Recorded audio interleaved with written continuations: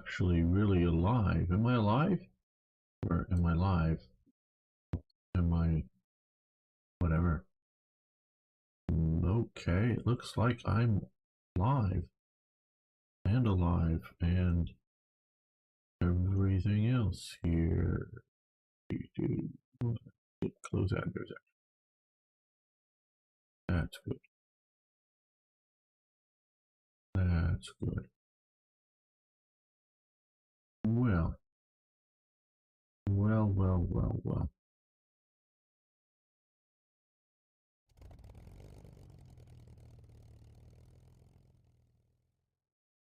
How big of an air base is this? Okay, this can handle this. This is they're gonna come to here. These guys are gonna come to here as well.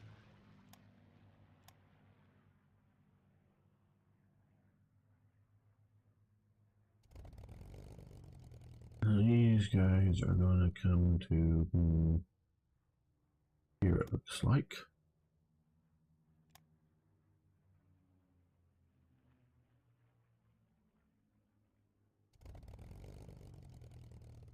These guys, let's see. Okay. Yeah, here too. I'll rest and get reorganized.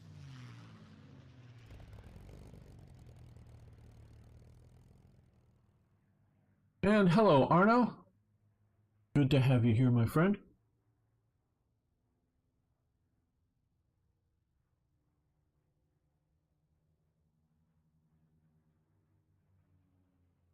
Coming after Saipan. 1 unit based here. Prepare for. Okay, so we're gonna move all of these guys here. That was suggested that I send a lot of these guys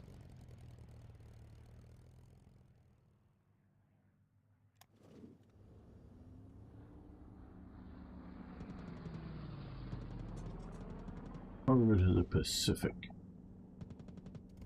That may not be a bad thing, but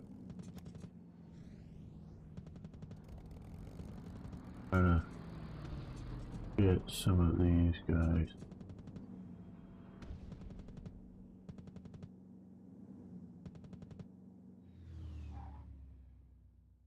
Look better organized up, maybe. Hit fairly hard.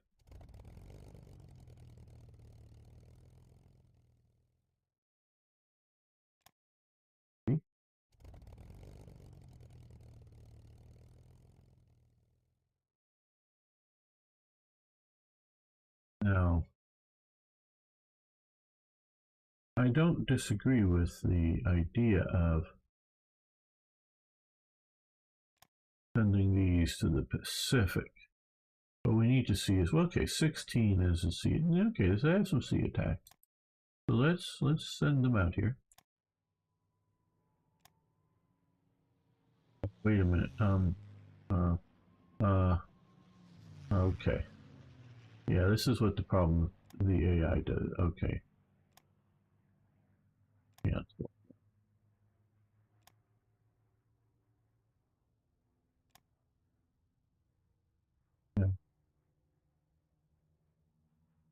Yeah.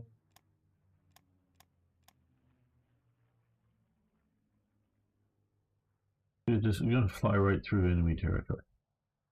That's not the best way to do this.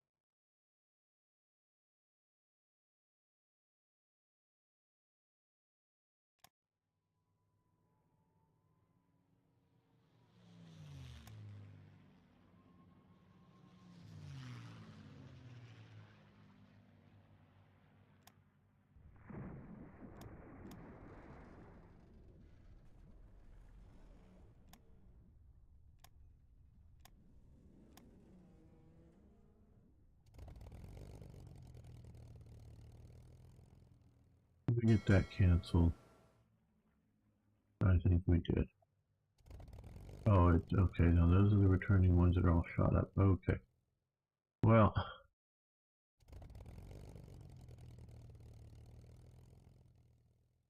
Let's move to the Pacific coast.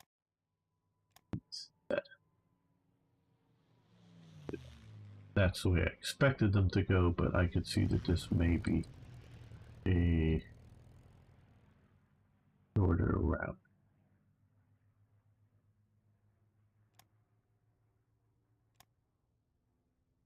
Other way, shorter route. But, well, you know,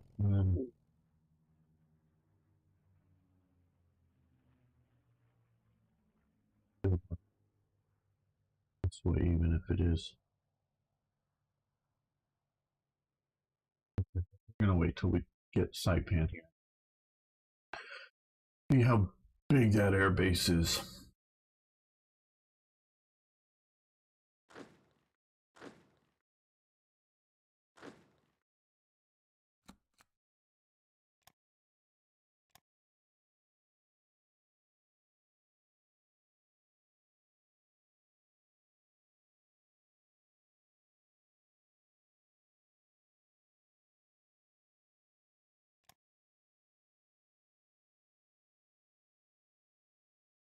Hello, Mr. Duck.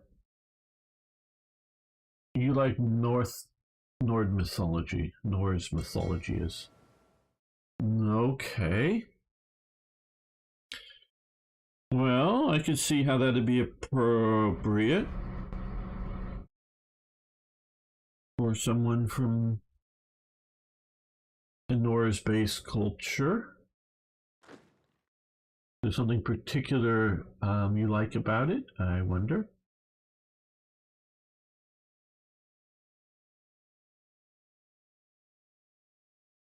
I only know bits and pieces.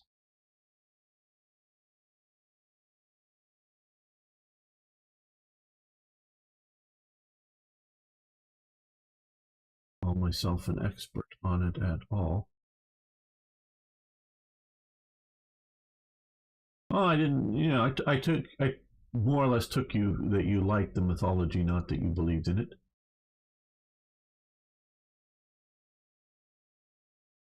I guess.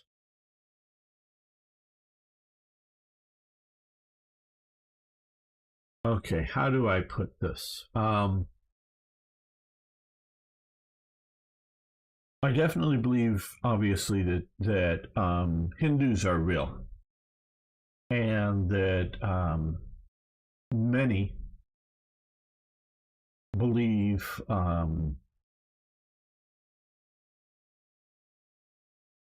in the religion as sort of presented. Okay. Um,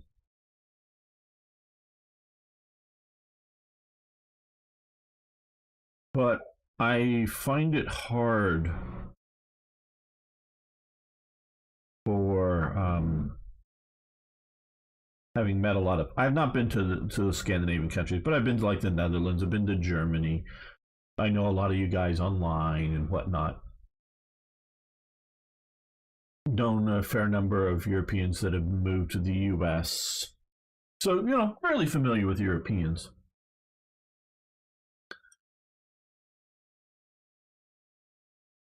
I find it hard to believe that they would truly believe in what we'll generally call paganism.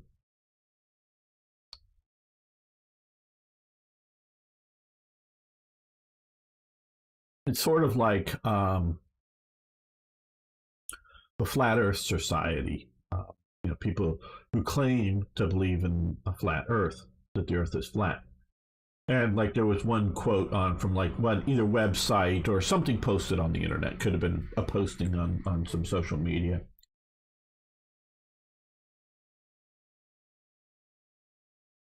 Something like you know, by posting by the Flat Earth Society, we're getting more and more members all around the globe. So even they who claim to believe in, you know, flat Earth, that the Earth is flat, don't believe that the Earth is flat. So, you know, that that doesn't. So that you really believe that something like Norse mythology or something like Greek or Roman, which those are different. The Romans wanted to convince everybody that it was all one, just different versions of Roman sort of stuff. But um, that Greek and Roman mythology actually happened. Um,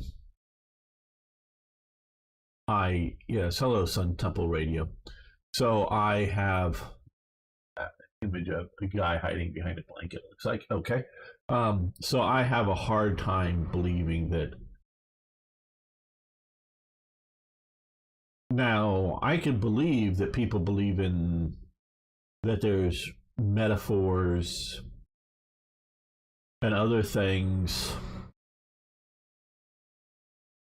that are important from the mythology, from the religious perspective, but actually hard time believing that Western Europeans, seeing how most Western Europeans don't even believe in Christianity anymore, in the basic fundamental tenements that Jesus Christ existed. I think a lot of them question his existence. I find Jesus Christ as a historical figure for sure existing. There's just enough evidence, in my opinion.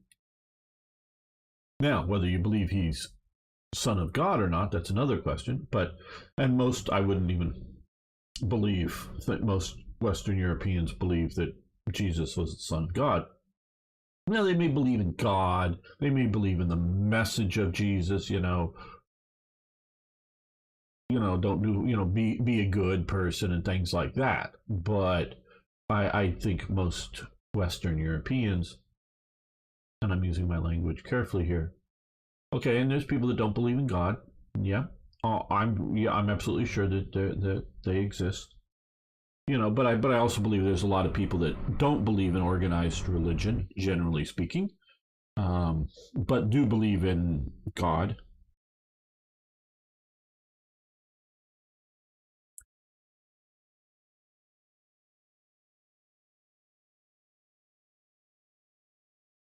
Um,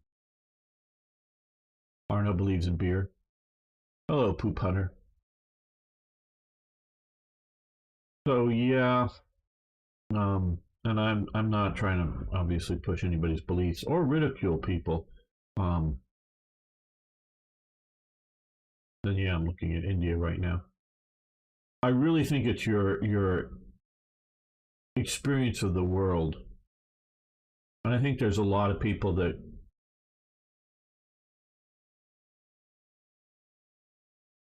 come in India that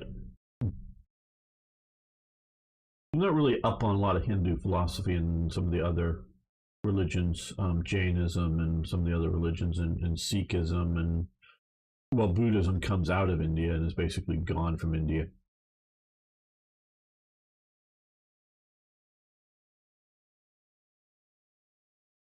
Um, but that there's some that will take the Indian mythology as being just that mythology that teaches important lessons for for for people that for people, and so that they may be generally a Hindu or something, but they don't necessarily believe that it all happened. How's the war unfolding? Well, Japan is controlling much of Burma. Britain's controlling some of the, sort of outer areas of Burma. Got some airplanes up here. Britain, yeah. Um, Japan is controlling much of Indonesia and China, of course. We are, the Americans, which I'm playing as, are invading Saipan. Looks like we are going to win this pretty well. And take that this is April 44. The Russians are doing pretty well, pushing into Europe. America is particularly weak this time because I mismanaged playing this. where the British are still having trouble with supply, but more so in the Mediterranean. Britain finally fucked up enough to allow Spain to take over Gibraltar. Spain is in the Axis and actively an enemy. We're getting ready to do a naval invasion over here in Haifa. And hopefully get there before the enemy does, but maybe no. We're doing Haifa now. Arno, I know you want us to go to Crete and places. We're gonna head someplace like that. Let's look at our. I don't understand why the imperial system still exists, though.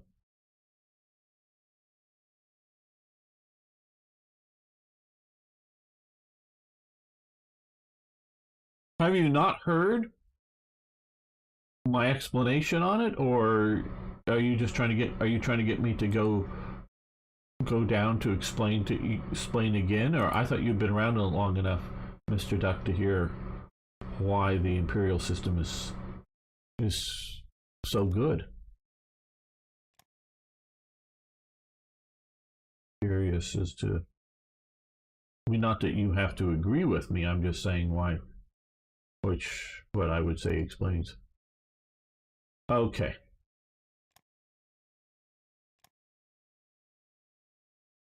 Take your thumb, sort of, it has one joint in it, basically. I'm not talking at the base of it, but in the middle of it.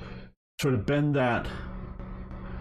your thumb, and this is based sort of on a male's body.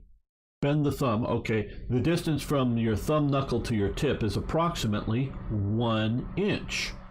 Okay, approximately 1 inch. A foot is approximately, and it's been standardized, obviously, but it did vary over time. A foot is about as long as your foot, and it is divided into 12 inches. Okay, so you use your thumb as a measuring thing, and it's approximately 12 inches. Okay, so you got that. Now, a yard is 3 feet, but that is approximately 1 pace. So the imperial measuring system is based on the human body. So we all understand, but how to tell me how much is in the mile and the feet?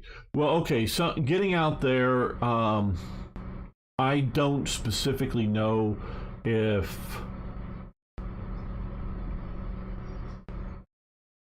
how they came up with the mile specifically, but as in how far you could easily walk in a certain amount of time or whatnot. I don't specifically know that one, but a lot of the imperial system, it's based on there's a scale of the human, and so it works. One time I wanted to drink some Pepsi and found out it was wine and not Pepsi. I drank a little, but it was good. Okay. So don't know how America's named it feet. Well, we didn't name it feet. The British did.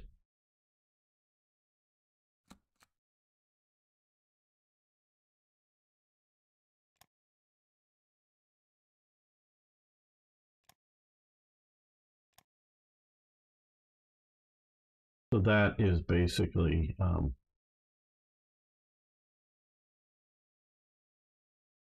and so the imperial system works. And that's the point of it.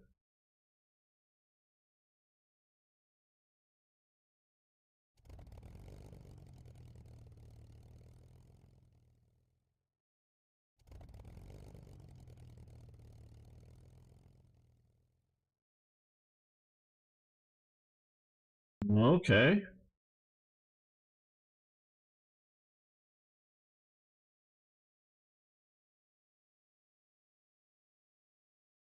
Yeah, but you got to measure with lots of pinkies. We can do it with fewer inches, so you know it works. It works better. It works easier. And it's also just more understandable and more consistent than the metric system. The metric system is constantly changing.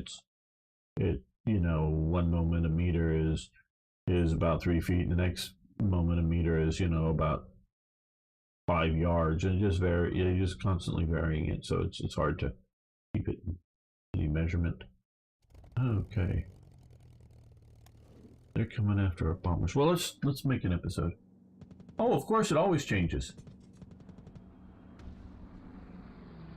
Constantly changing.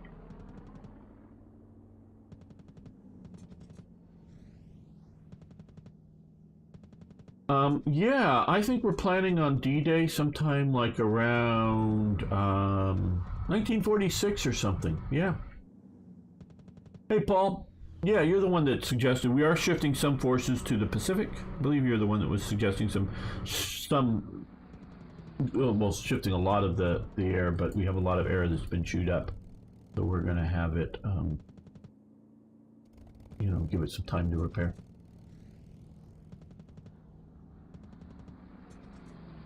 So let's make an episode here.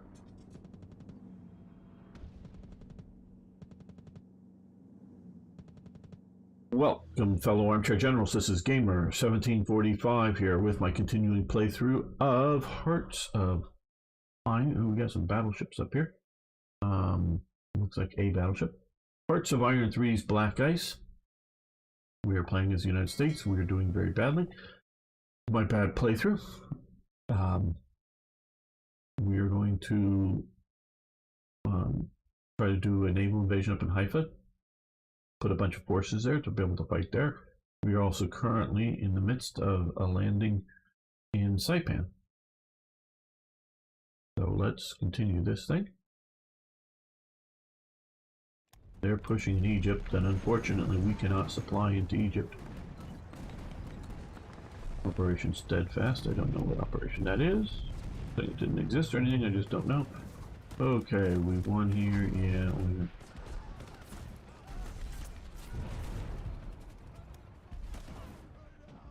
Okay, we won a battle out here. Okay, well.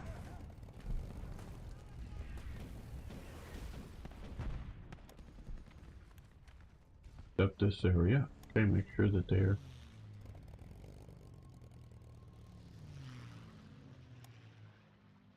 help with any air battles over Saipan.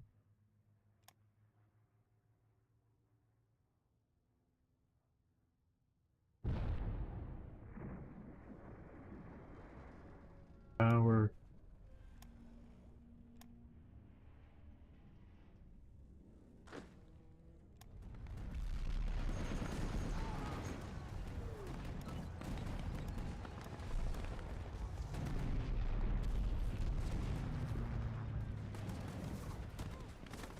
Okay, well, battling a couple of Italian subs.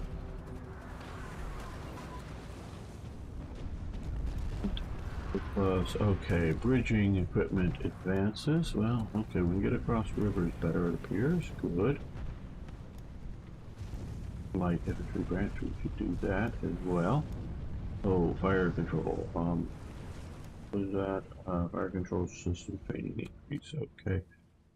That's down here, I believe. There we go. There we are. Let's see, let's get our special forces branch. Upgrade armor plate thickness advances for the tanks, and it's too far in advance to do right now.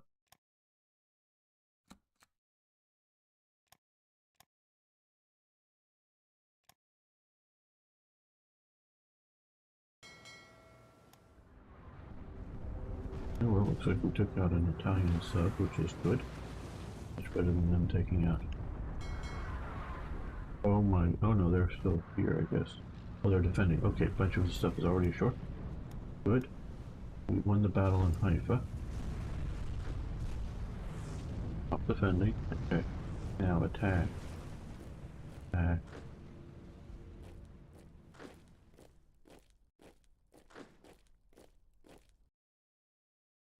hopefully, and again to explain to everybody what's going on, Britain, in its infinite wisdom and stupid invasions around here, finally got defeated, even though it was in one of the best fortresses here. I think if a human had set a good defensive army set there, it would be fine.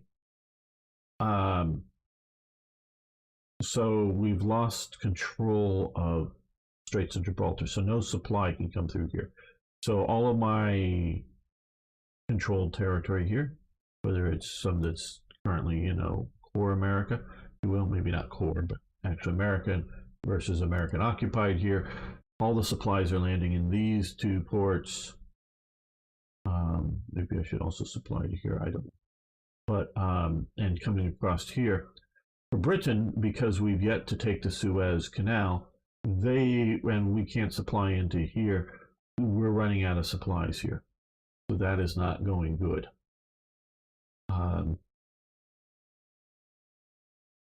But I'm hoping Britain is getting some supplies into here, but I don't know.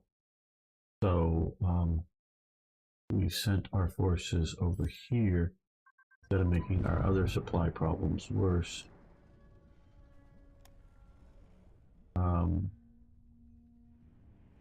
Okay, we'll do that. Fuel and fuel. Okay, cast armor construction advances. Very good. Let's see. Yes, we'll do medium armored designs.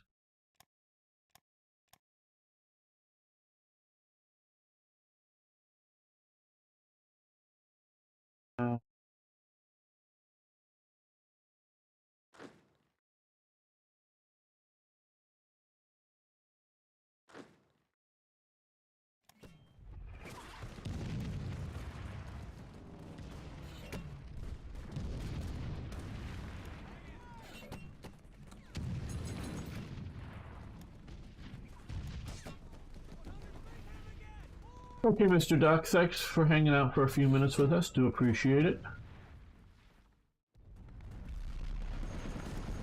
Now, I've sent over a bunch of forces here from the United States. No air intercept. This sort of area, which will hopefully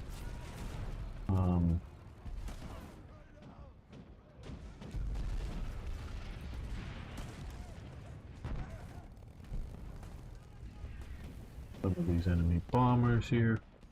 These guys made it back to port in good shape. Very good.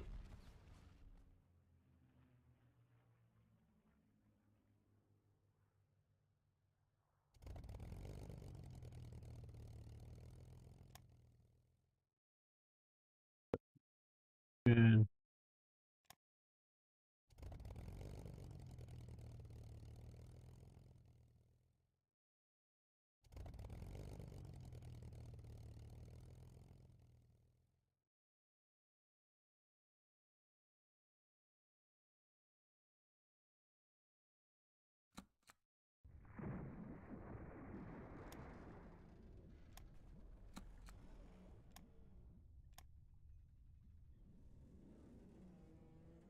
further build all of our refineries.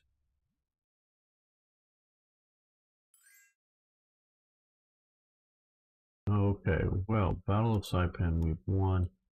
And we've lost the Oklahoma. The Cincinnati light cruiser. Saratoga is not in great shape either.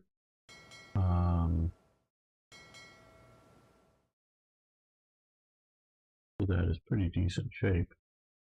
And the CVE, the escort carrier, we've lost. And we've sunk. Let's see, two battleships, it looks like, the Iki and the Tosa. We sunk the Katsuragi and the Taiho. Taiho was a very advanced Japanese carrier.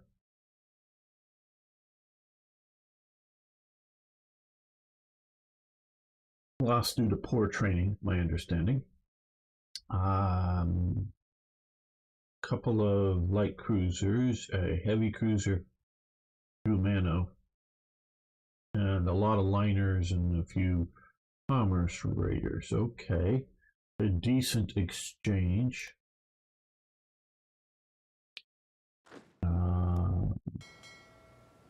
Okay, there. Okay, most of those guys are in good flying order. The Enterprise or the Independence still has its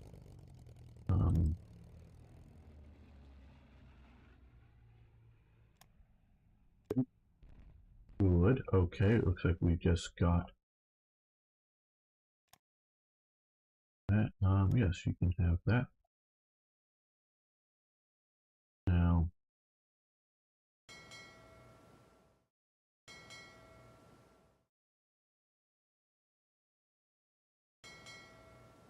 at home, I'm going to move to here. Just stay here.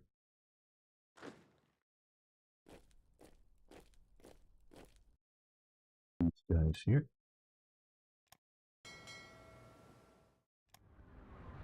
Like we're going after a few more. Oops. These guys have all got to go out into the ocean here now.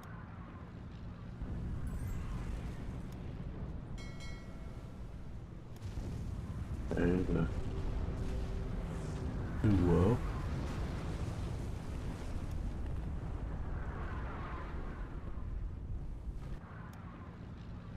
Yes, you may have energy. Now, what we're going to see about doing here is we have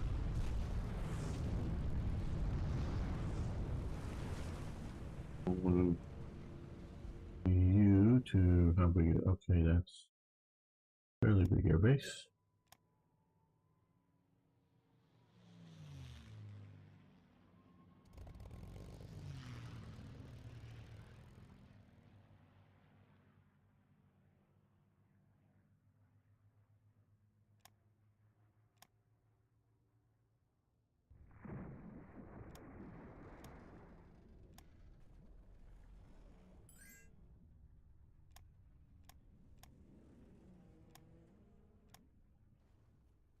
Blow this up just a little bit. Yes, I would say a pretty big win there in naval exchange.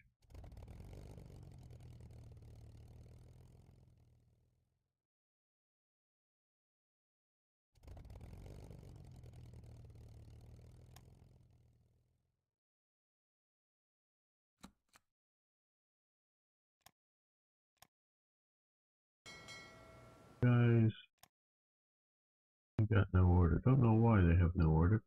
I guess they should come back down here. And, yeah, keep them all together. Problems with the audio, turn it off, computer on again, or else volume suddenly drops to 10%. Well, there is, if you down in, at least in the Windows versions that I'm using, down in the lower right corner, there should be like a speaker icon that if you right click on it, you should be able to adjust your audio from there. Hello, Chris Kraz, how you doing?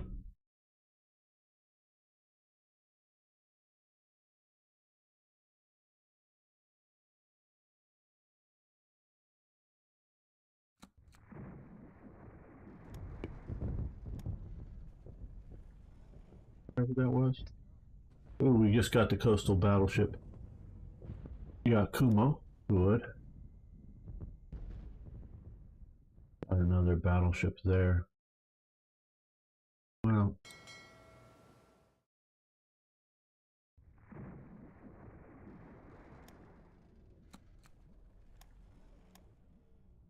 what do we have needing to deploy? Okay, aircraft and fight long-range fighter groups. Right. Okay. Well, those long-range fighters would come in handy out in the Pacific, I think. Do a whole 4 of them.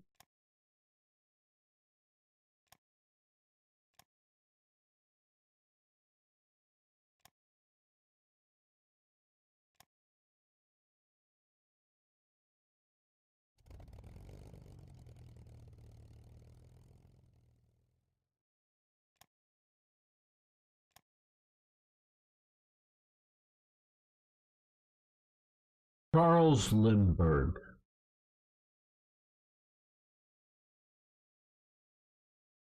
Does anybody know anything about Charles Lindbergh? Here in chat live. I'm going to be telling you about him.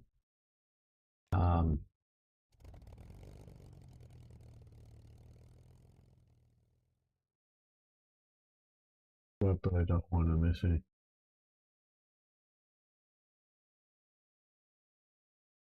Yeah, well, I'm glad I'm interesting enough that you want to. You don't want to miss it. That's for sure. How big is this needing to repair? Okay. No, it's more or less level 2 now. Okay.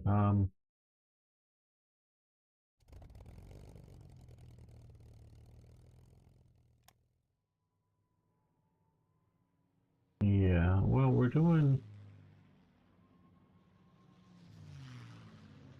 Okay. Let's see. Let's do a port strike here and a port strike here. Let's see if we can get any good bombing of ships going down.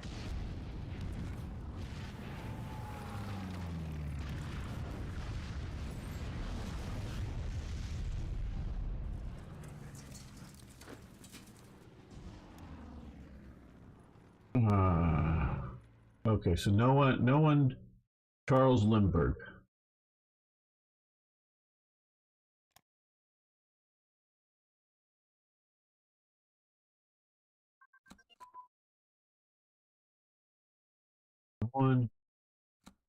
No one knows who Charles Lindbergh is.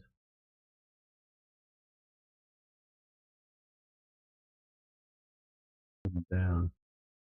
Okay, well, pilot, yes. Okay, Sun Temple Radio has at least narrowed him down to a pilot. Okay, he is.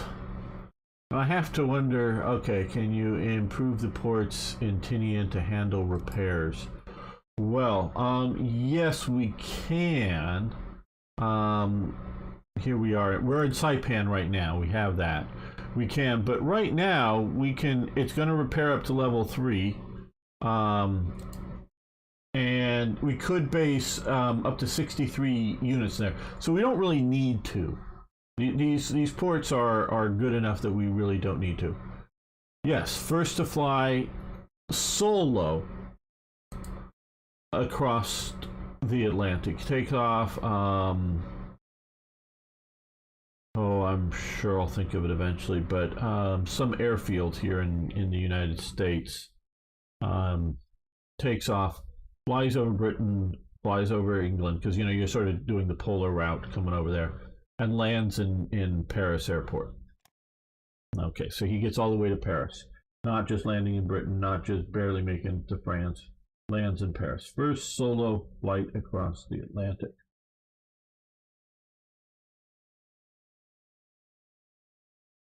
He at that point is probably, because the newspapers and all make up a lot of, really promote up the story while it's happening. Because it takes him more than 24 hours to fly across it. I forget how long it takes. But he flies across it. Who crossed the Atlantic west to east to Paris? Yes. New Jersey. Okay, yes, it's in New Jersey. Paul, yeah, I knew it was in that area. I'm trying to remember if I remember the name of the airfield he takes off from. But he lands in Paris. He is probably one of the most famous people on the planet at that point in time. I'm sure there's millions of Chinese at that point never heard his name. I'm sure of that. I mean, but in much of the Western world, and maybe a bunch of Soviet citizens don't even know who he is. I don't know how much it penetrates there, but he is one of the most famous people. I would be shocked if he's not in the top 20, of people knowing who he is by name and what he did. So he is super famous. He is, you know, toast of two continents at least.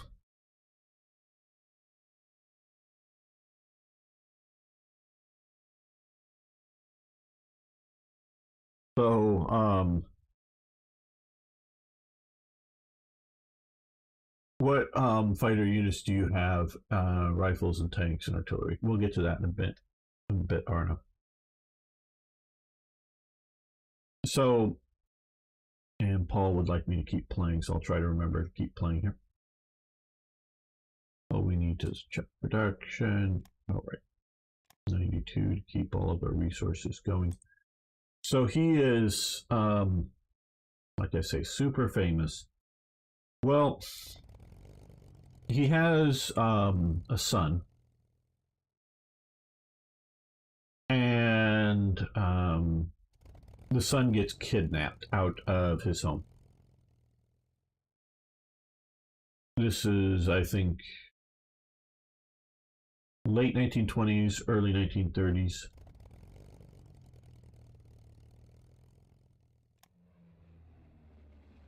And later is yeah, okay, yeah, Paul's getting there. Became a staunch support. No, he was not a staunch supporter of the Nazi Party. I would say I would not describe him as such.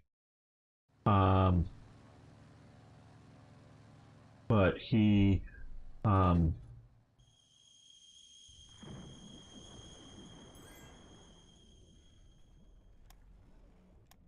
the son is killed.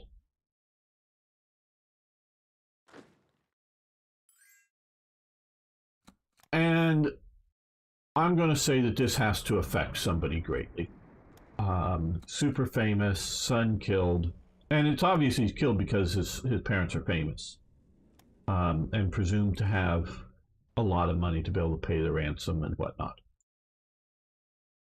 Well, as Paul sort of alludes to, you know, he travels around, and I would say far from a staunch supporter of the Nazi Party, but he does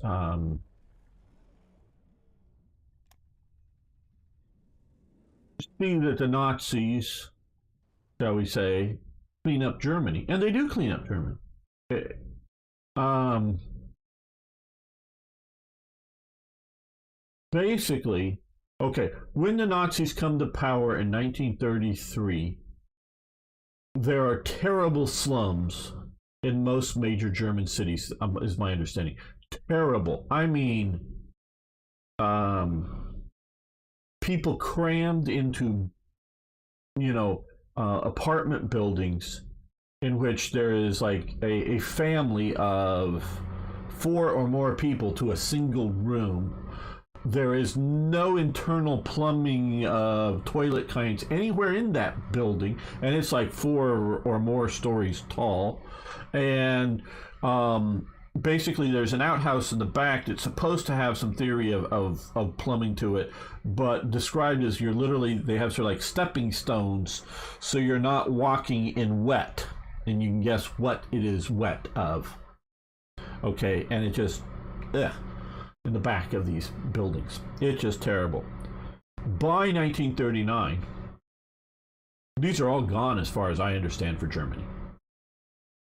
The buildings, there's some of them still around, but the occupancy's down to a healthy level. They've installed plumbing.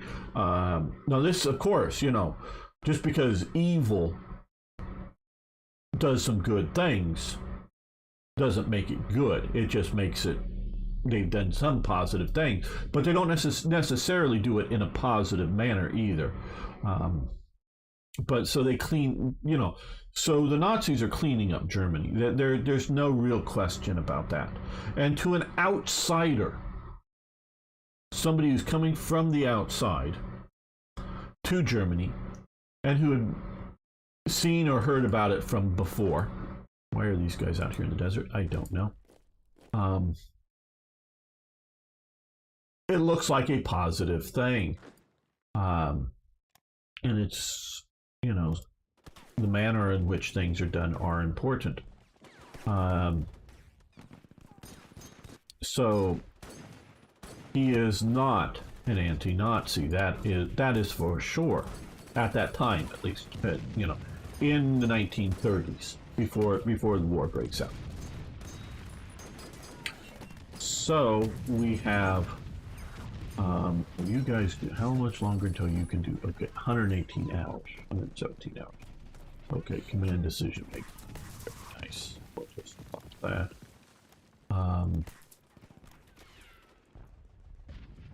Yes, we can have raw materials, or rare materials. Yeah, I want to see. Is there something here I'm supposed to?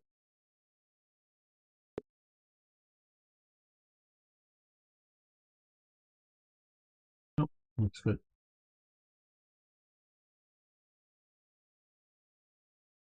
And I don't know that Lindbergh is much of an Anglophile either. Not that I think he hates the English or anything like that nature, but I don't think he is like some super fan of England or anything like that.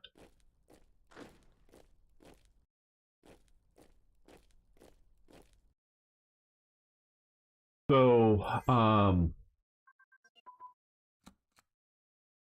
you know what I should do here is, and I probably would have done it if I hadn't been playing live. Yes, I'm blaming chat.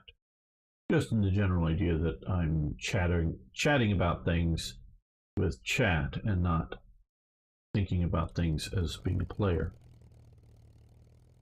We're going to see if we can fly supplies from here over to there. Steal them, as it were, from ourselves.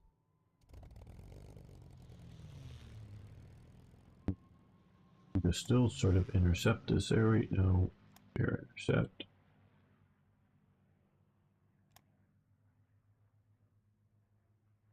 See if we can find another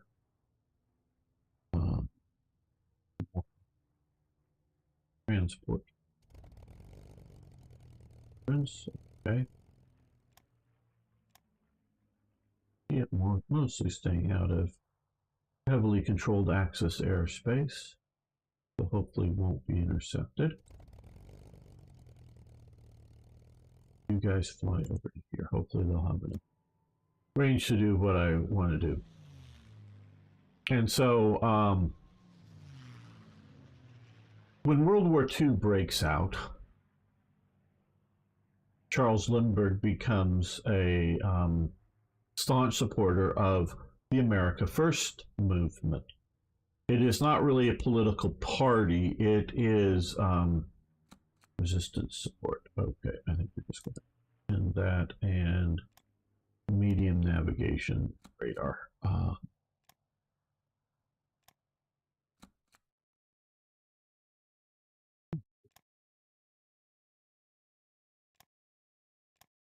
And which wants to keep the U.S. out of active in World War II, or what is shaping up to be World War II.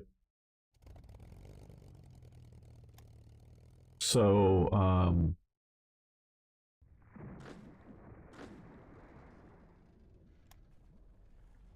I do think there are elements of America First that may be pro-Axis,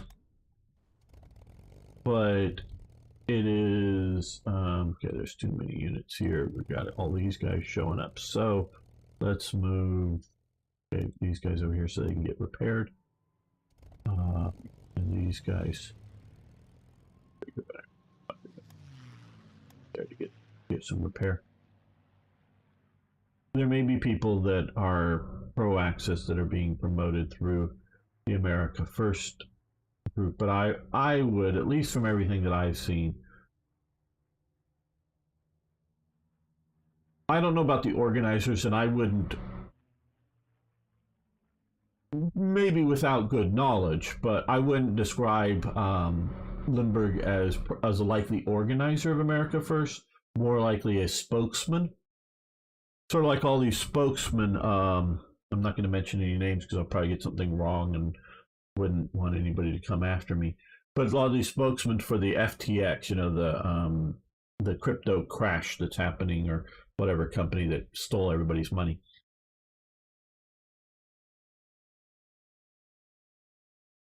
Because if I understand what's going on with the thing, that's basically what they did. Now, they intended maybe to put the money back before,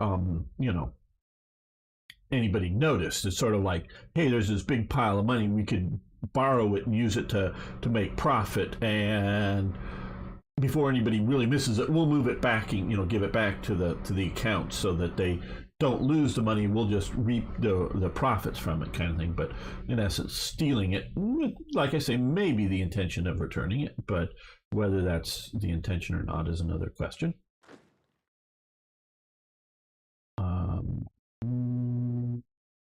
Okay, you fall back.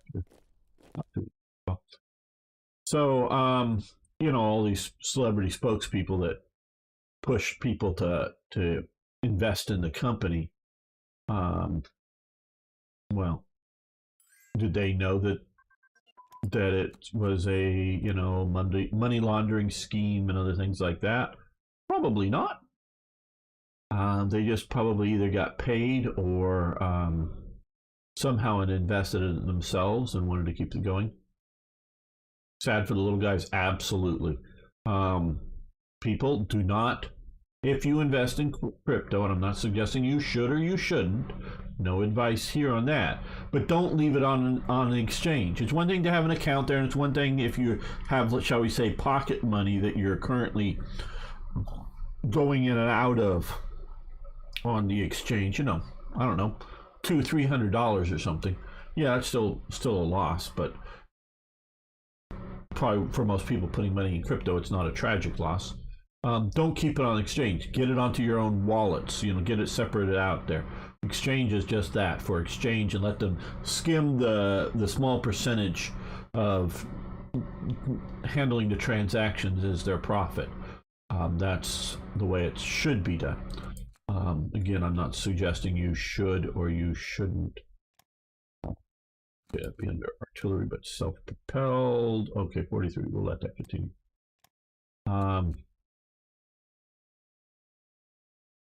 But yeah, sad for the little guy on that one. So I would look at him as a spokesman for and believing in the message of America First, for sure.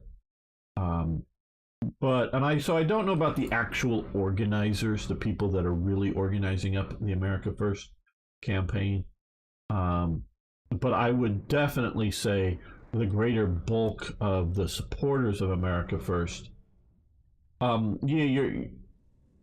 After death of his child, he looked for a law organization. He liked British aristocracy, common theme with the Nazi Party. He spoke at U.S.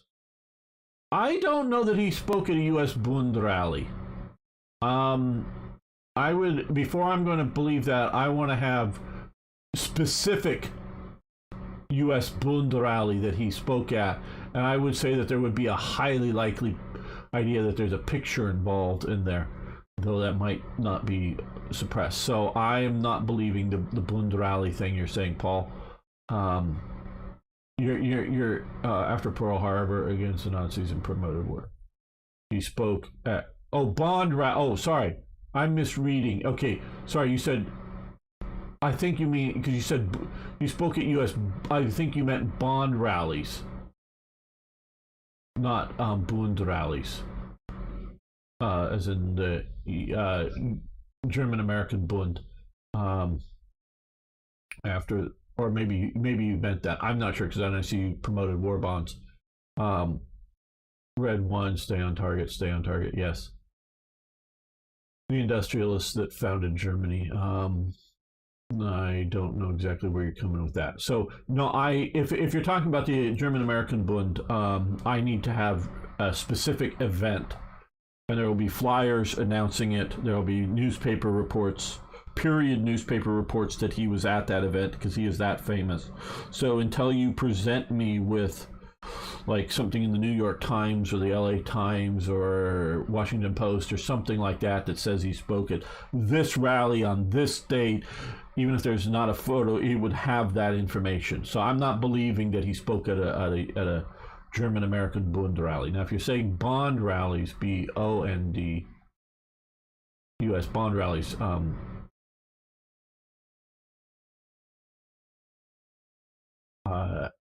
that that's a different matter. But okay, so we cleared out a Portuguese destroyer,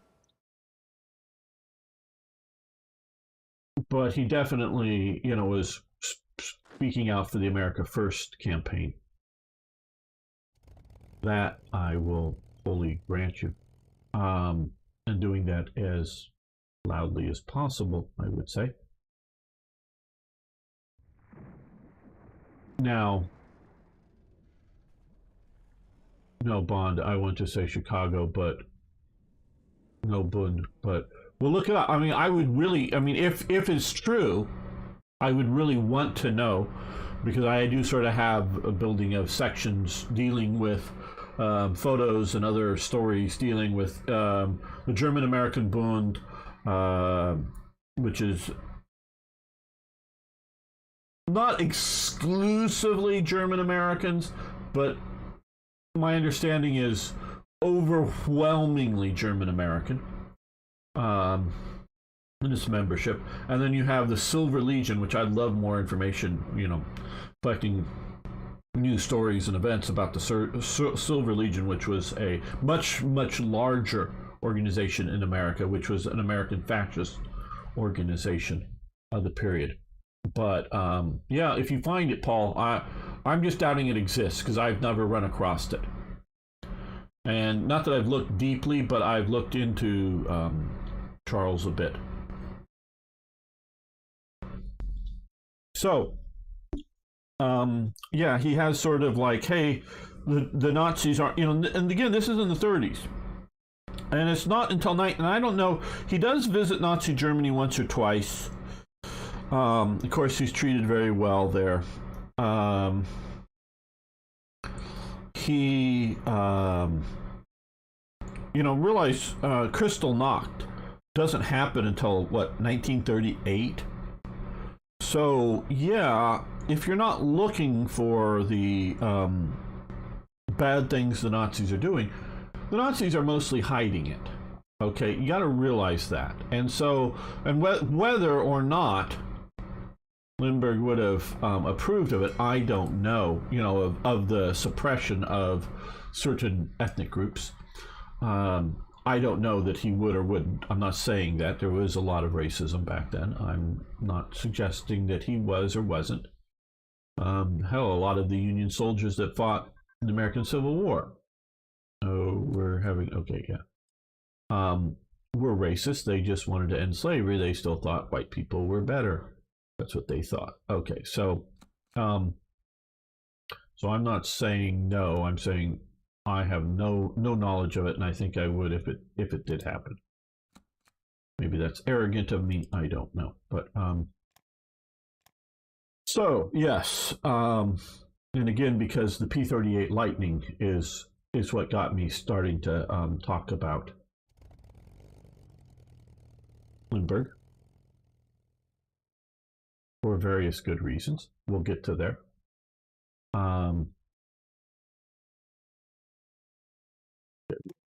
Slide these guys out here.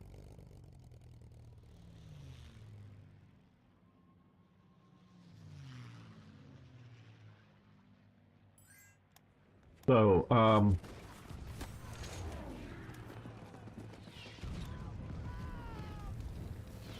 Pearl Harbor comes along, as Paul has mentioned. And overnight, almost literally, but very, very rapidly, the America First movement collapses.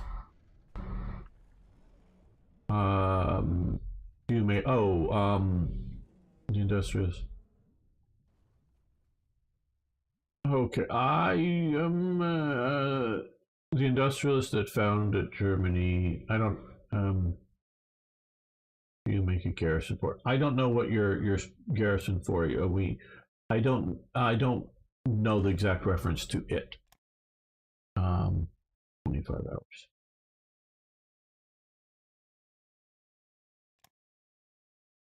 So the organization collapsed, and I'll tell you this, people.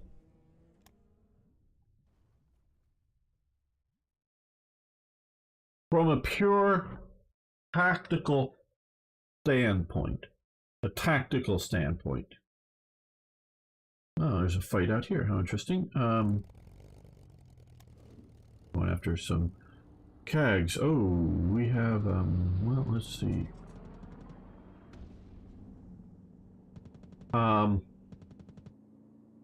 was our ship? Okay, let's move our carrier. Oh, well, the Saratoga's not doing well.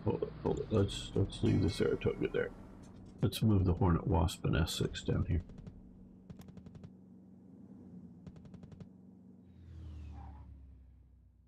Okay, let's change location. We're going to go to there. We're going to intercept these guys. It was really stupid for the Germans to attack American ships, including a destroyer, sink the one destroyer in the Atlantic, and it was a massive tactical mistake for Japan to attack Pearl Harbor.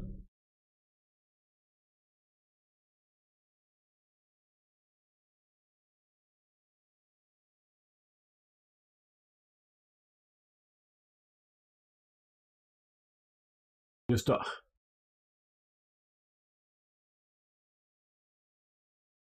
as I've said before, no nation is required to trade with another nation.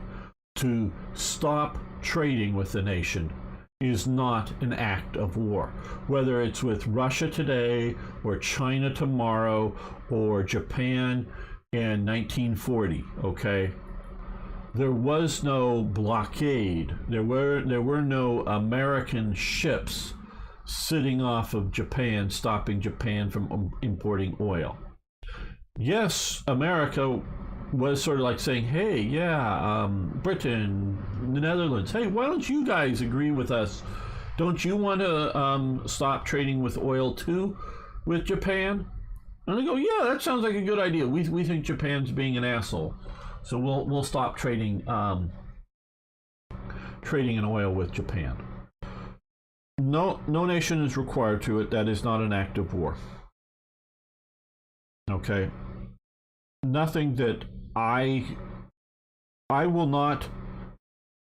I have not seen a single action by the U.S. that in any way remotely justifies the Japanese attack. And using diplomatic means and economic means to try to change a nation's behavior is not a justification. Lindy made 13 speech for the American First across. Yes, the Lindbergh Museum. So it may not have been. Yes, that's what I understand. Is he spoke for the American First Committee across the country. Late from only after, because that organization, to my knowledge, only really starts up in '39.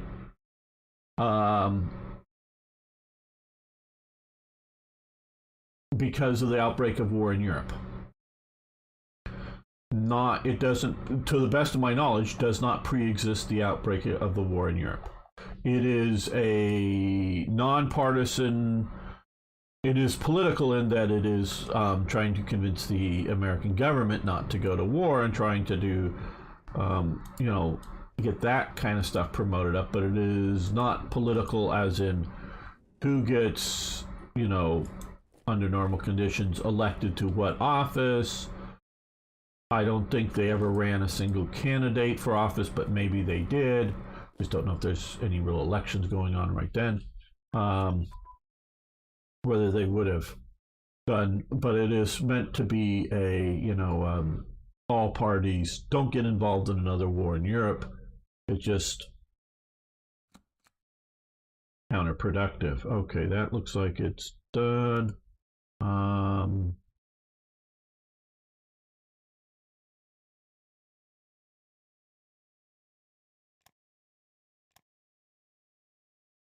piercing ballistic capped.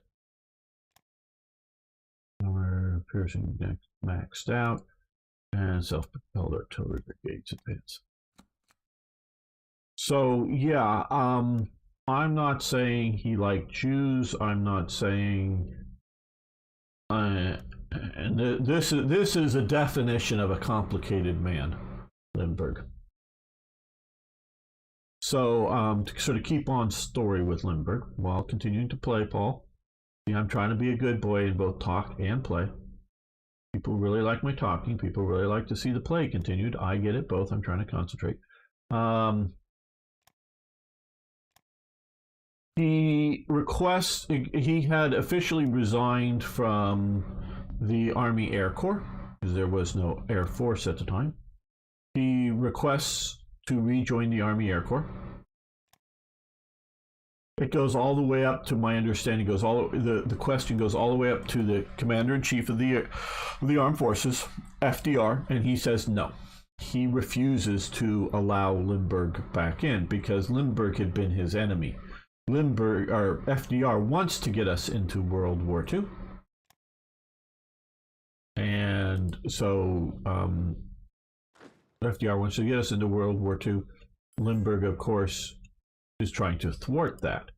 So I don't know that he saw, or either one of them saw each other as personal enemies, but in a practical sense, they were enemies and that they were working 100% cross purposes to each other. So he says no. So Lindbergh is, some say his visits to Germany and German military bases was to spy for Roosevelt in the 30s.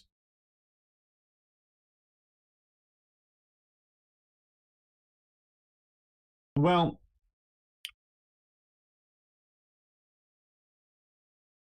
we definitely know that there was observations going on between British and Germans, and the British sending people into Germany to keep tabs on the Luftwaffe as it's going on.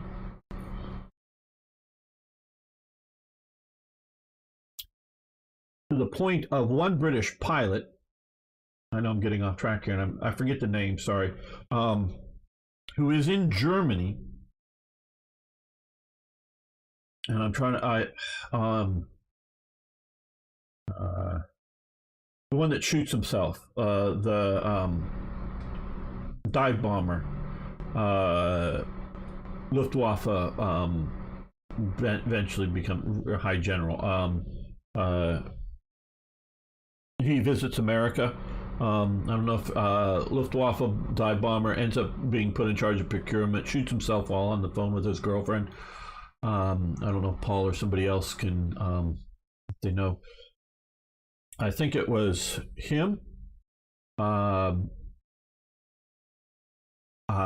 He befriends a young British guy. He has diplomatic attaches, but he's over in Britain. He's a pilot. He's a young pilot. Meets not Milch. Come on, somebody Google Luftwaffe pilot. Arno, somebody Google Luftwaffe pilot who shoots himself. Who Mulders goes and dies at his on the way to his funeral. Come on, chat. You're supposed to be reactive here. Come on, interact with me. Help me make the story good, please. I wish I had a producer for this show that would help me behind the scenes and make the show better, but nobody really, I guess, has time or wants to do that. Well, maybe I haven't asked for people to do that. Somebody want to be a producer for this show? Help out? And not just moderate chat or something. But, okay, well, so there's this one British, and he's having a lot of contact with the Luftwaffe. Well, he's in Germany at the outbreak of the war and gets locked up in 39. Well, I'm not sure if he ends up in SS control. I think he does. Well, after a few weeks, because he's sort of there on Friends of this.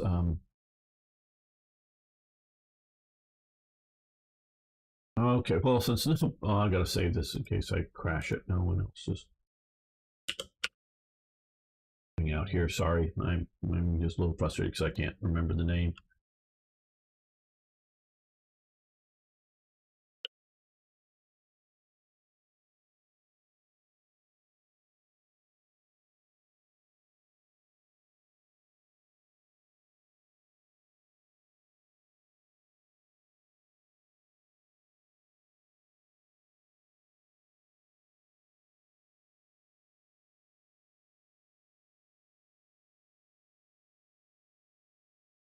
Udet. That's it. See, I know these people. Just I blocked on the names. Yeah. Wish I could. If anybody ever wants to help produce this show, I would love someone to help me. It pays exactly zero, but he's befriended by Ernst Udet, who's a dive bomber enthusiast.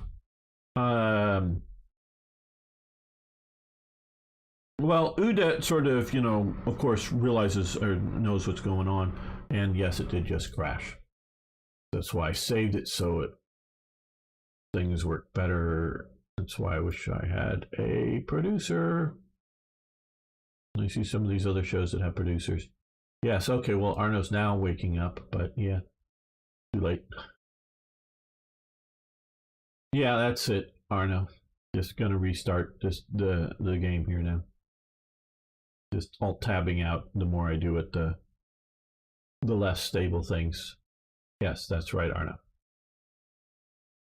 So Ernst Udet, makes some phone calls, and so the guy is taken by, I think it's by the end of the Gestapo, because he's an enemy officer in Germany in time of war. So he's taken. He doesn't know where he's being taken, and yes, he's written reports when he gets back to Britain after some of these visits. He's taken to, and he realizes, to the Swiss border, and presented with his automobile because he was had a little British sports car. Presented with his automobile with a full tank of gas, and here you go. Here's your passport back, and you can go. And he's, I'm awake. It's your stream delay. What's the problem? Well, okay, it could be. I know it's delayed on different ones. Sorry. I just get frustrated with myself that I can't remember these things for some reason. So I'm picturing the guy's face. I know the basics of the story. So he asks, well, yeah, this is very nice of you to even return my car. Gave Lindy a medal in 37. Yeah, but like everybody just about, they gave, France gave the medal, and all kinds of medals were given to him. They gave Henry Ford, a big Nazi medal for his anti-Jewish activities, too. That's another story we could talk about.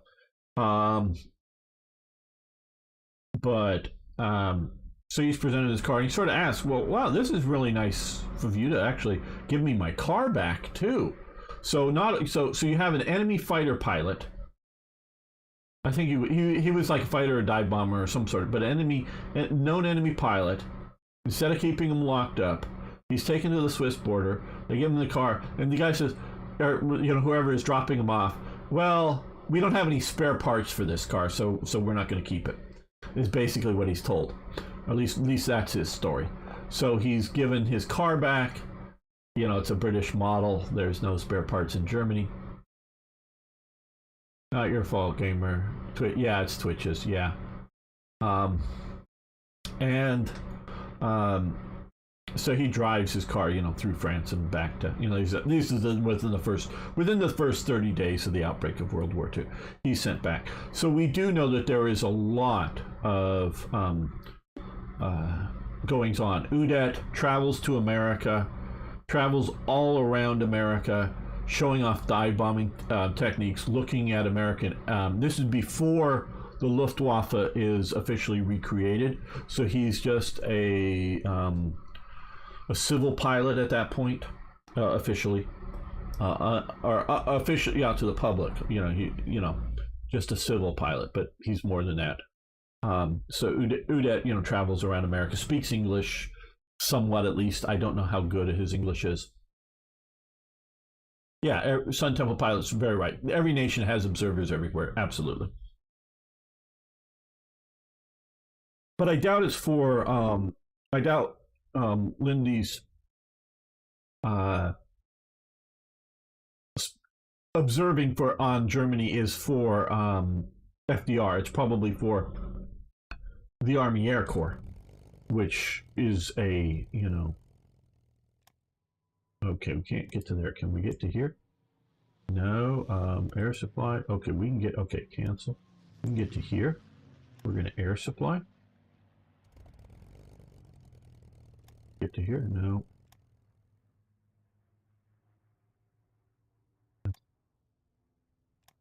Here.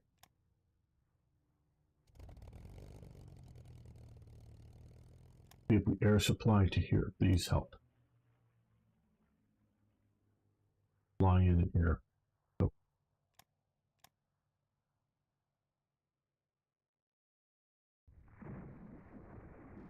Drop air or drop supplies where we need it. Okay. Well, we just took out 2 torpedo boats and a transport here. And there's the liners are enemy, and the transports are enemy, and yeah, all the transports are enemy. So all the pink transports. There's at least 2 more torpedo boats. It looks like they're heading, not motor torpedo boats, but torpedo boats. Let's sort of follow them. Intercept them.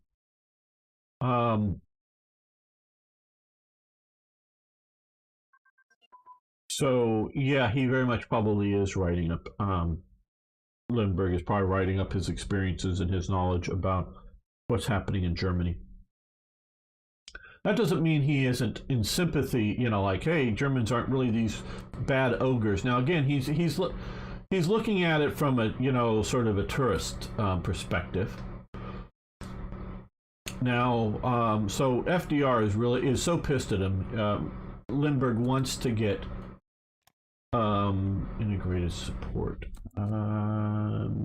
Wants to get in the into the war. Wants to get back with the Army Air Corps. He said no. They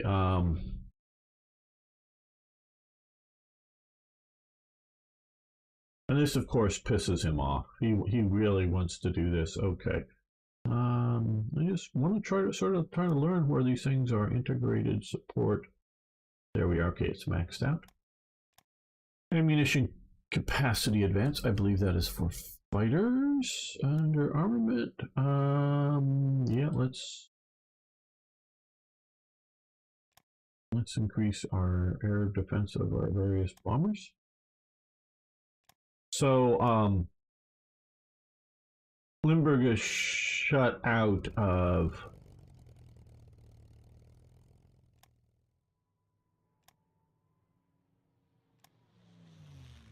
things. So he ends up going to work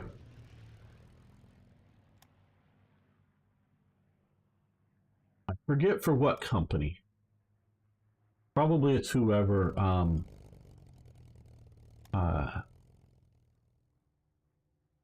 manufactures the P-38 Lightning.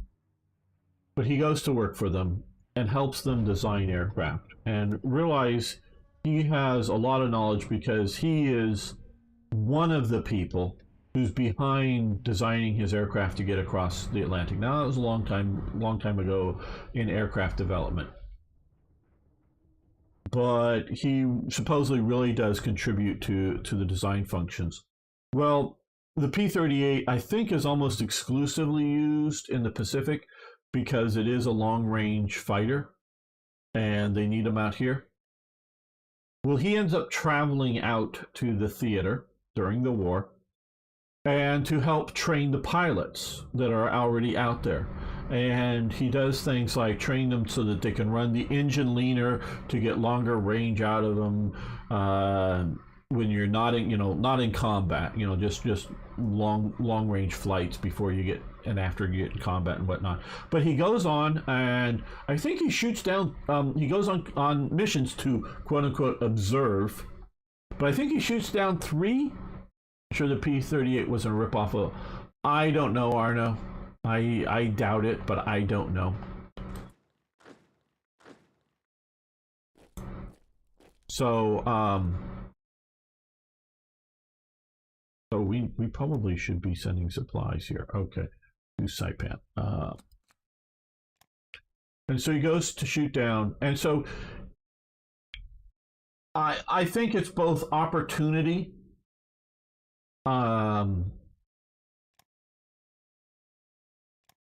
And particular how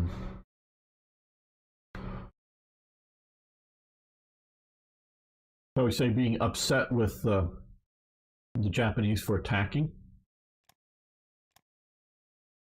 Get supplies. Yeah, we need to go into Saipan. Okay. Yes, leave San Francisco, but where's Saipan? I didn't see Saipan on the list.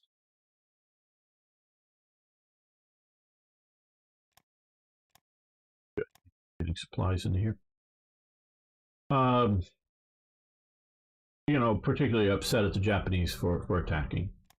But whatever it is, he comes out there, he shoots down a few Japanese planes. He's credited, I don't think quite up to an ace, but I think it's 3. All unofficial. So he's a civilian flying a military aircraft in time of war. That's a little bit illegal, but whatever.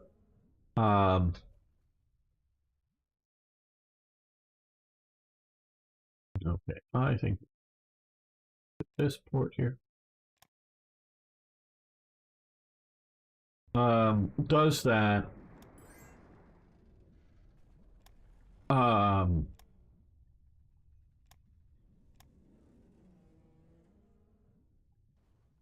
So I attribute to him being an American patriot. Now,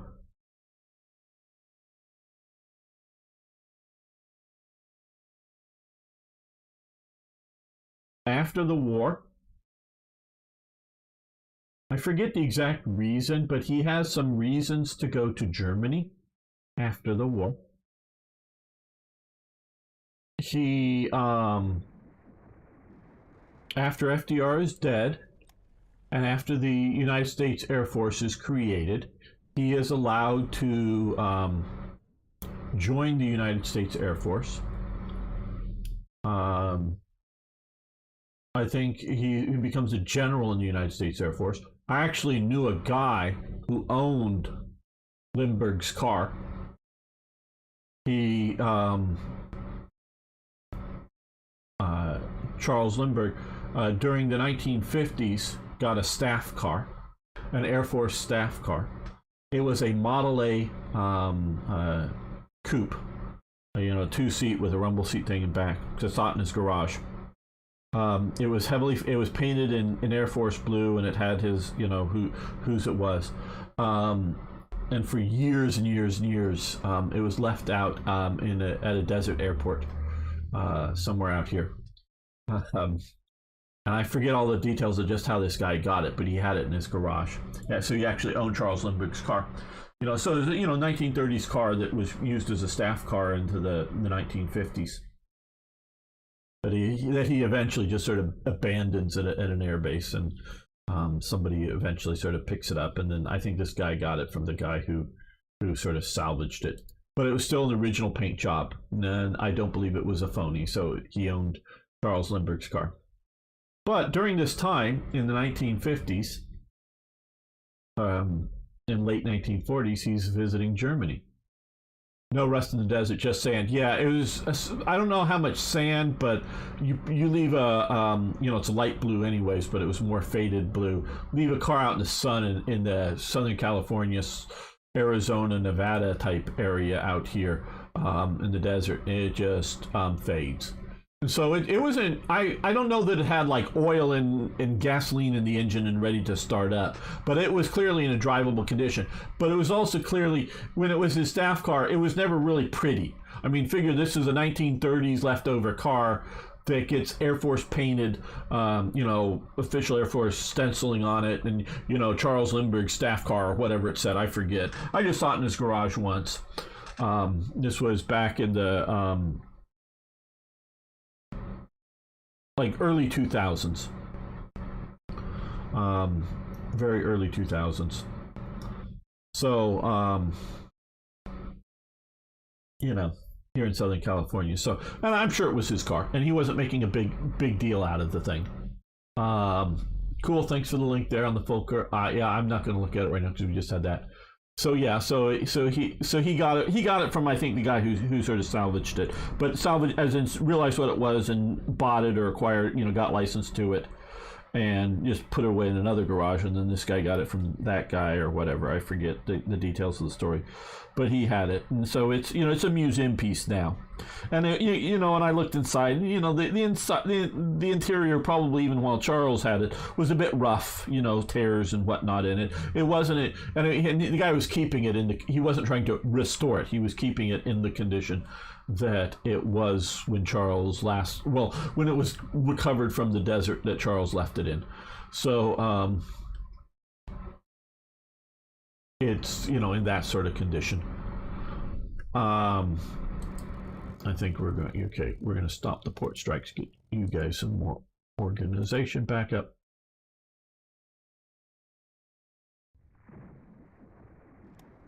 But during this time, he's going back and forth to Germany a lot. Well, there's a reason he's going back and forth to Germany a lot. He has a kid in Germany, or children in Germany, I should say. Now remember that Charles' first boy, and I don't think he has any more children with his wife, but his first boy is murdered in a kidnap attempt. So I don't blame him for keeping his children a secret, because multiple reasons, but definitely one of them is hey, they can be kidnapped again. These are potential kidnap targets. So yeah, but and now he's still married. I think Charles is a Catholic. So there's no divorce there, but there's sort of a little bit of a catch. The children do not know that they're a child of Charles Lindbergh growing up. Daddy just comes and visits them rarely, but does come and visit once in a while.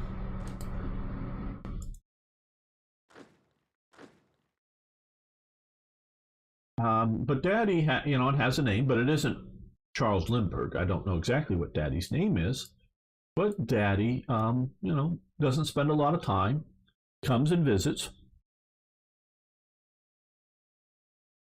and for the rest of Charles Lindbergh's life, they don't know the real name of their father. Now the punchline of all of this is that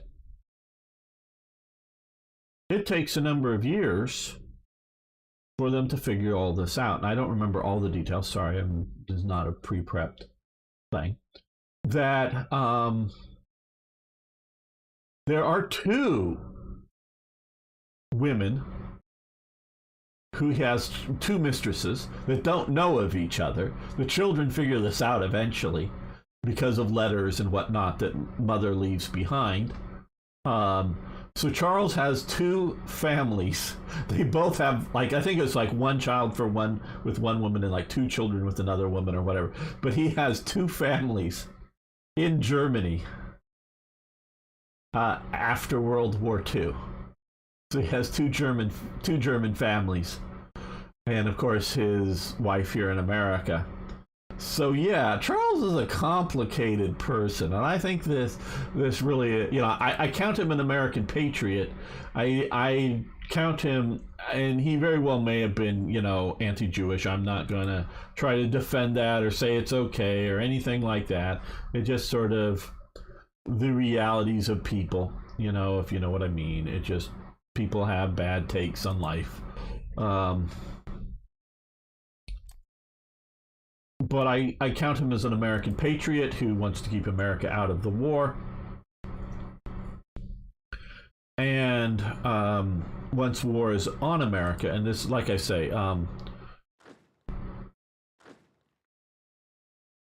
you fall back behind the river. You fall back into the city.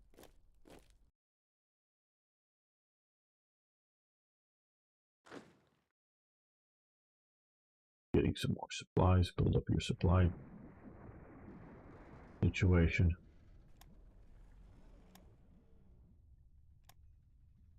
So yeah, that's sort of the life of Charles Lindbergh, who flies the Atlantic first on his own, is an aircraft expert, helps design aircraft, helps train American pilots to be better pilots in the midst of the war.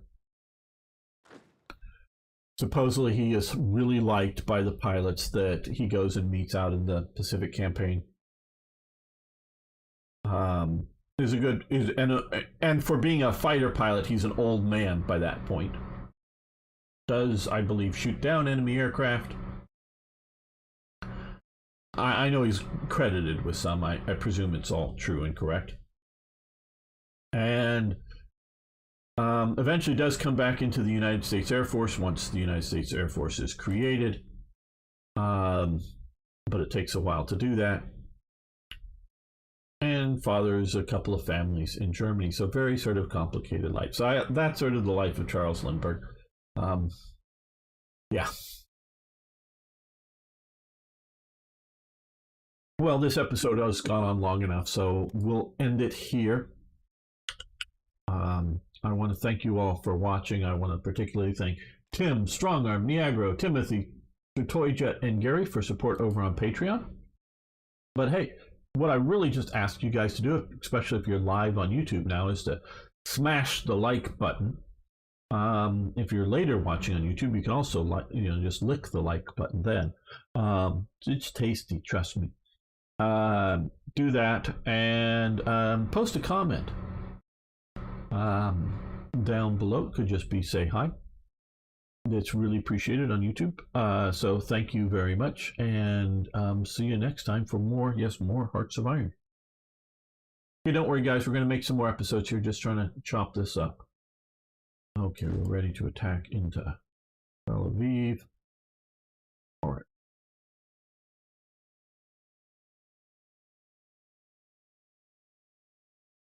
Welcome back, fellow armchair generals. This is Gamer1745 here with my continuing playthrough of Hearts of Iron 3's Black Ice.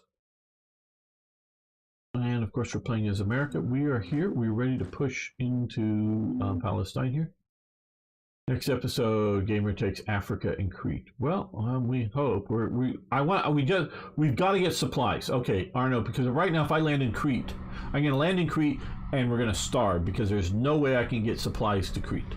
So we have to get a supply path, and either I have to conquer, so I have to defeat whatever forces there are in Gibraltar. And we saw how hard that can be. So that's got to be a major invasion. So I don't know where I'm getting the troops from, Arna. So either I got to pull troops all the way back to, here and do an invasion there, pull most of these forces out, give up all this territory because Italy's going to push my ass, or I've got to somehow magically create troops I know you. I know you're both for your entertainment, and it would make a good episode of invading. But I really just don't have the troops to be able to come in here and hold Gibraltar. So we either have to take Gibraltar, or we have to take Suez. Those are the two options to be able to do any naval invasions into any islands or the mainland of Europe in the Mediterranean. So we've got to take Suez first.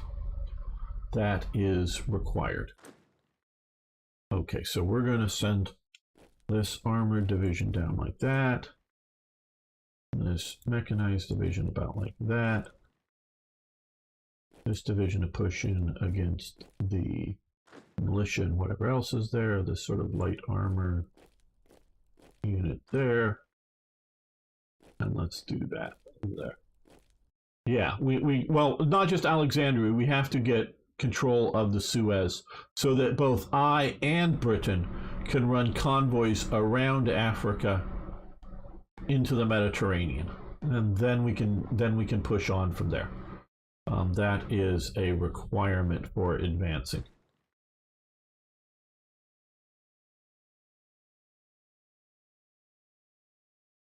Not just I would like to have. Oh, the air's out at sea.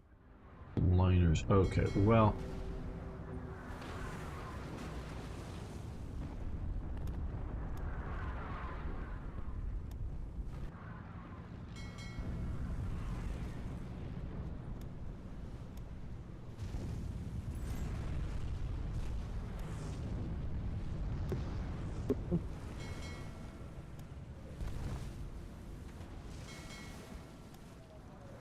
I guess we'll move out and intervene in that operation.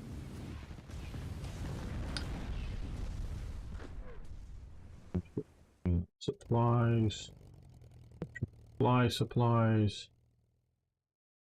Getting ambushed out at sea because, of course, you want to fly out at sea because you don't understand the idea of, hey, let's not go too near enemy territory. Yes, you can build that.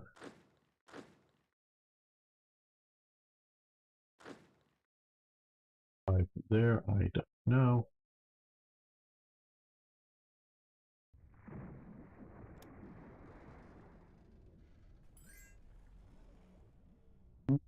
Sun Temple pilot. What happened with Gibraltar is Britain was holding it just nicely, and Spain comes into the war,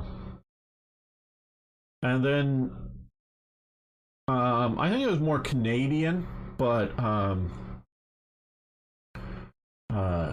Commonwealth forces kept invading places like Cadiz, or over here at Malanga or wherever, and they would get ashore because it would be pretty easy to do so.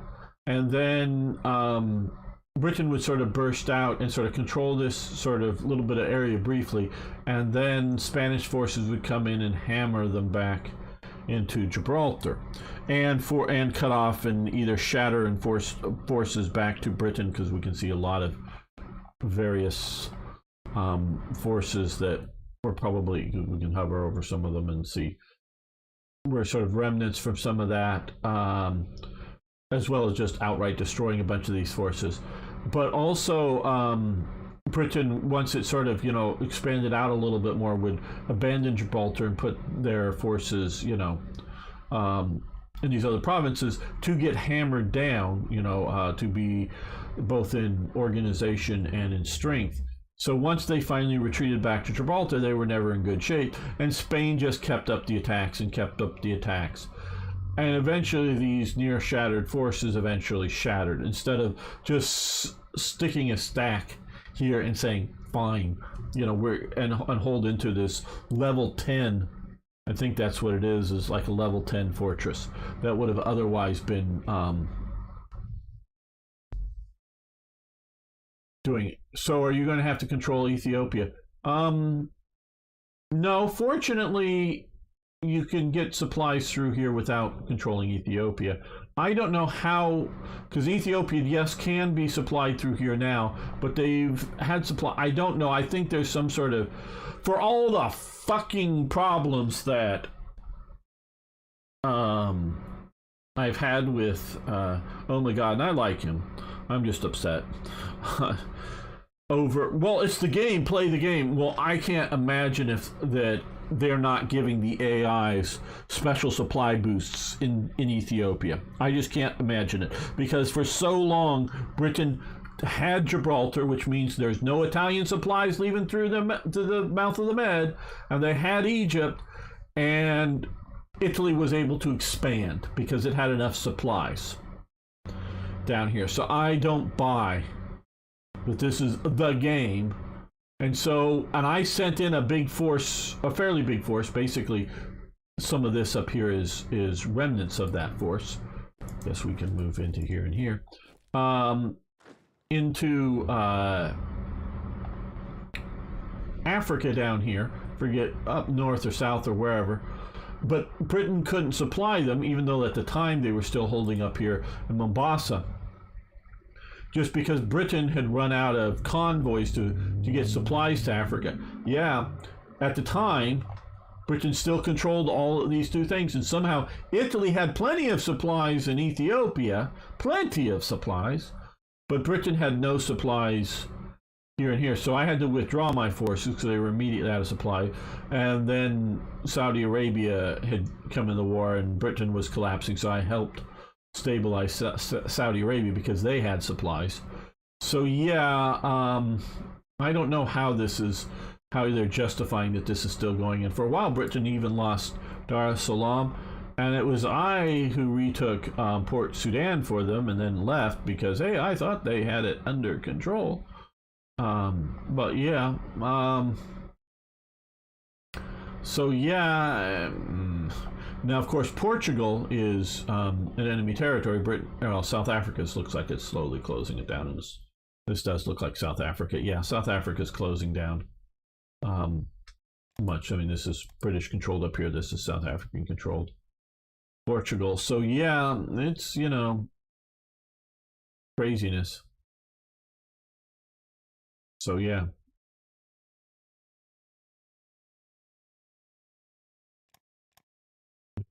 Build those guys. Let's see if we can get across the way here. Okay, well, you know what we should just do? Because they're going to keep popping out. They're going to be, oh, hey, yeah, you're almost across the way there. Let's well,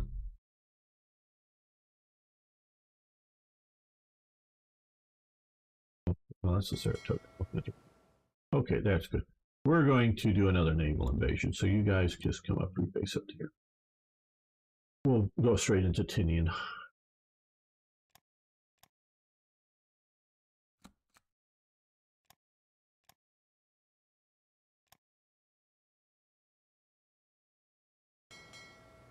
What are we?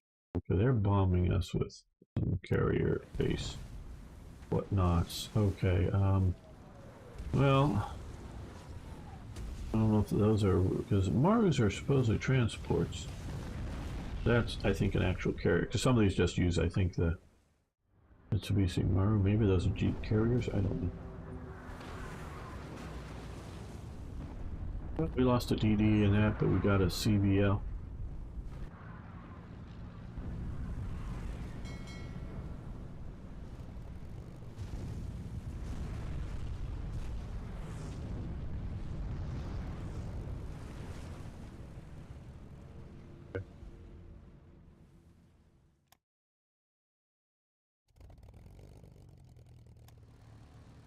Ah, okay, a battleship. Two battleships, actually, and a coastal battleship. Right, well, just keep bombing that. Armor plating has advanced for aircraft. I think that is for aircraft. The, yeah, heavy fighter cast, right. Okay.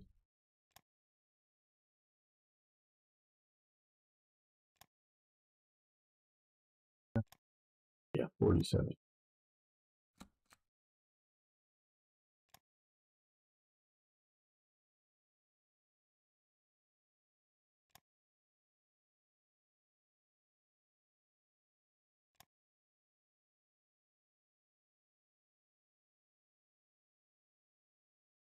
I'm going to look for things that we've actually produced a fair number of. Well, yeah, armament. Yeah, this would be good. Let's improve here.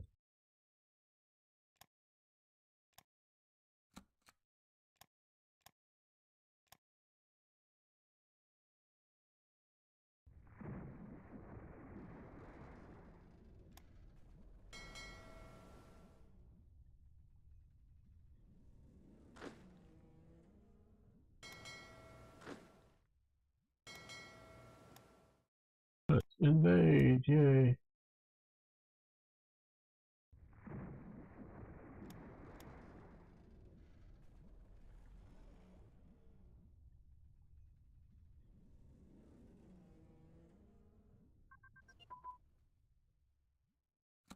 Machine gun focus advance. That is here, and we're going to shift that over to here. And CAG pilot. Alright, let's do ground.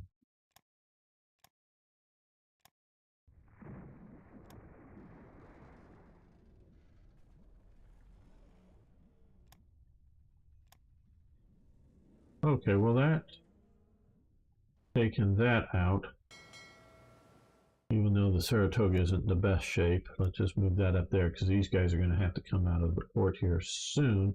And these guys might get up in time for the battle for that.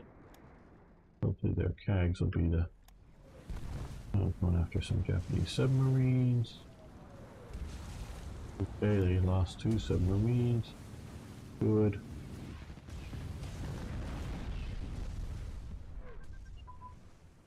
Mountain unit training, very nice, very nice. No, yeah, yeah, we'll let that continue. Don't know how many mountain units I have right now, but still.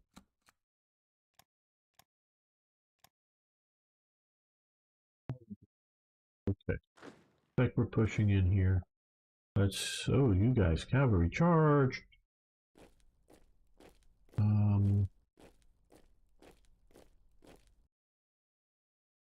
Oh shit, we're being overrun down here. Okay, holding there.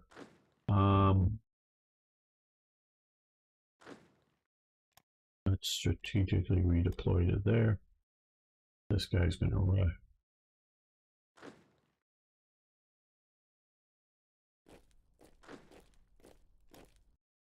Please hold there.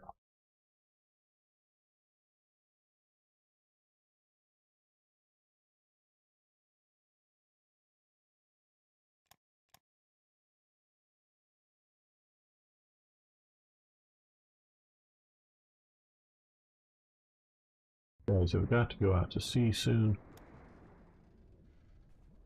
We lost a destroyer. We've won the battle in Tel Aviv. So right now, my thoughts are to purely to try to hold somewhere over in here.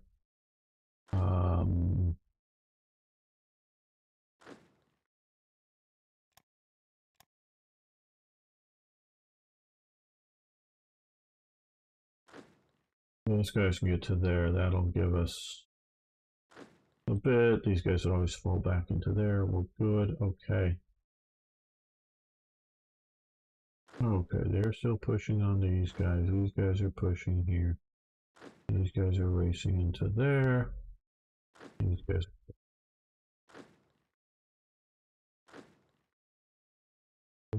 Yeah, that's everybody. We've been doing something there. Yep, okay, good.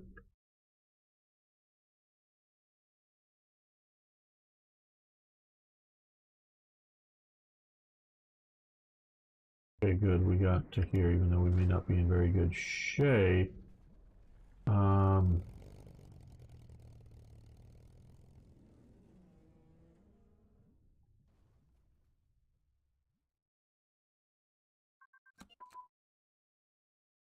naval bomber prototype. That should be grayed out. Yeah, let's get that to there. Okay, so out in the Pacific, we got the battleship Suo, 2 torpedo boats and a light cruiser that escaped from, or that was trying to escape from here, but looks like maybe more is coming out here.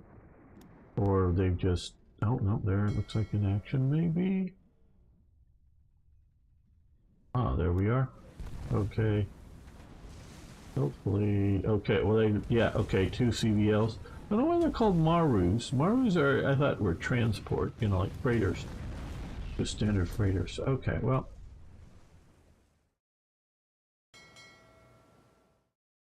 Everybody, let's come down this way. Sort it together. We don't know what's in this stack here, but hopefully we'll kill it.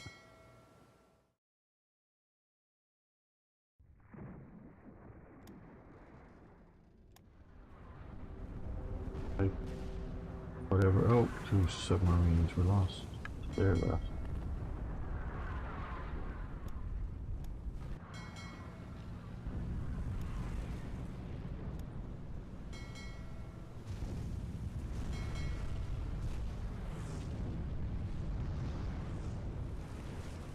Okay, well, still not completely back from where we were, gotten chewed up by the Japanese earlier and lost a bunch of battleships, but we are making some headway there. Okay, so these guys are coming down here, these guys are coming to here, and then from here, head over to here.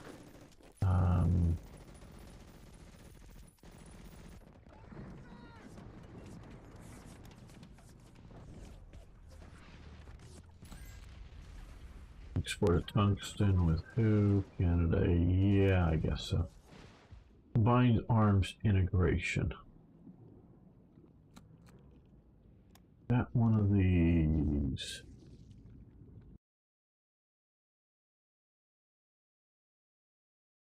That one. Here. Okay, yeah, we'll do that, I guess. Continue that.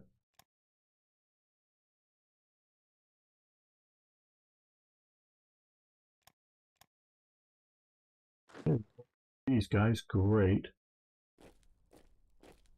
Come down this way.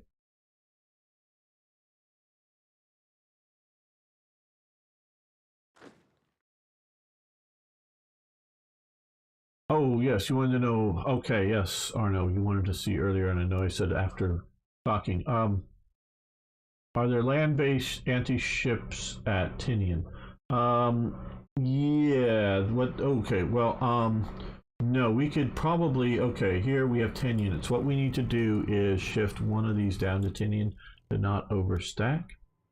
But thank you. Give them money for fuel. How much money we have money to pay for that fuel. Okay, let's take a look. Well, okay, no, we want to come to production here. For our carrier air groups, they're sort of the Corsair, TBMs. What's that? The Seamew? I don't know. Bombers, we are B-17s, flying boats. The Martin PBM-4. The Martin Mariner is a good, very big flying boat. I still like the PBY better. Partially because, although these are useful to have, I'm not trying to make it so that they're not. The PBYs just seem to be more flexible. You know, less eggs in one basket, if you will. That can carry. None of these aircraft are very good bombers because just by their design, part of it is they can't really have very effective belly guns because you know, it's a flying boat element. And so they're never going to be great, let's bomb a fleet kind of aircraft. However good heavy bombers might be at bombing fleets, these guys aren't going to be terribly good. What they're going to be good at is like going after submarines and other light, you know, naval vessels. But this just seems to be too many eggs in one basket, where the PBY can have, it actually does have greater, I believe. I'm not sure, but I think it generally has greater endurance. I know the longest timed commercial flights, I believe, were these pre-modern jet age, were PBYs during World War II, the special flight. But so I like them, but I actually like the PBYs better. Okay, now these guys, the Grumman Guardian, I don't really know much about them. That looks like a post-war design, but don't know. Medium bombers. Why is this locked? No, let's go back there. Here. Okay. B-25 Mitchells for the mediums. Something I don't recognize there for the close air support. The B-26 Invader, the Douglas aircraft, they're okay. We have the P-43 Lancer. I don't know much about that at all. P-38 Lightning we were talking about last episode for the American long range gliders. Yeah, interceptors, the Mustang here, and transport. The C-47 is what the British called it. The Americans DC-3. Well, maybe that was also the Army Air Force called it C-47. I don't know. But really good aircraft, really good. Probably the best. Not the biggest, not that hauls the most, but probably the best transport of the war for ruggedness, for payload. They did have the DC-4s with 4 engines. Same airframe, just bigger wings that could hold 2 more engines, 1 per wing more during the war.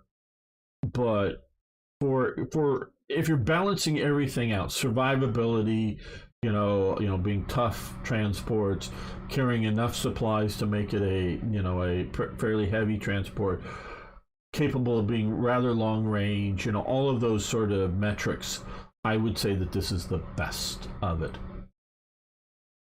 SBDs carried as much as a B-17 could deliver. Yes. Some of the naval bombers were pretty good. I like the TBF or TBM, depending on who's making it. Same aircraft. The Navy just changes the name depending on the manufacturer.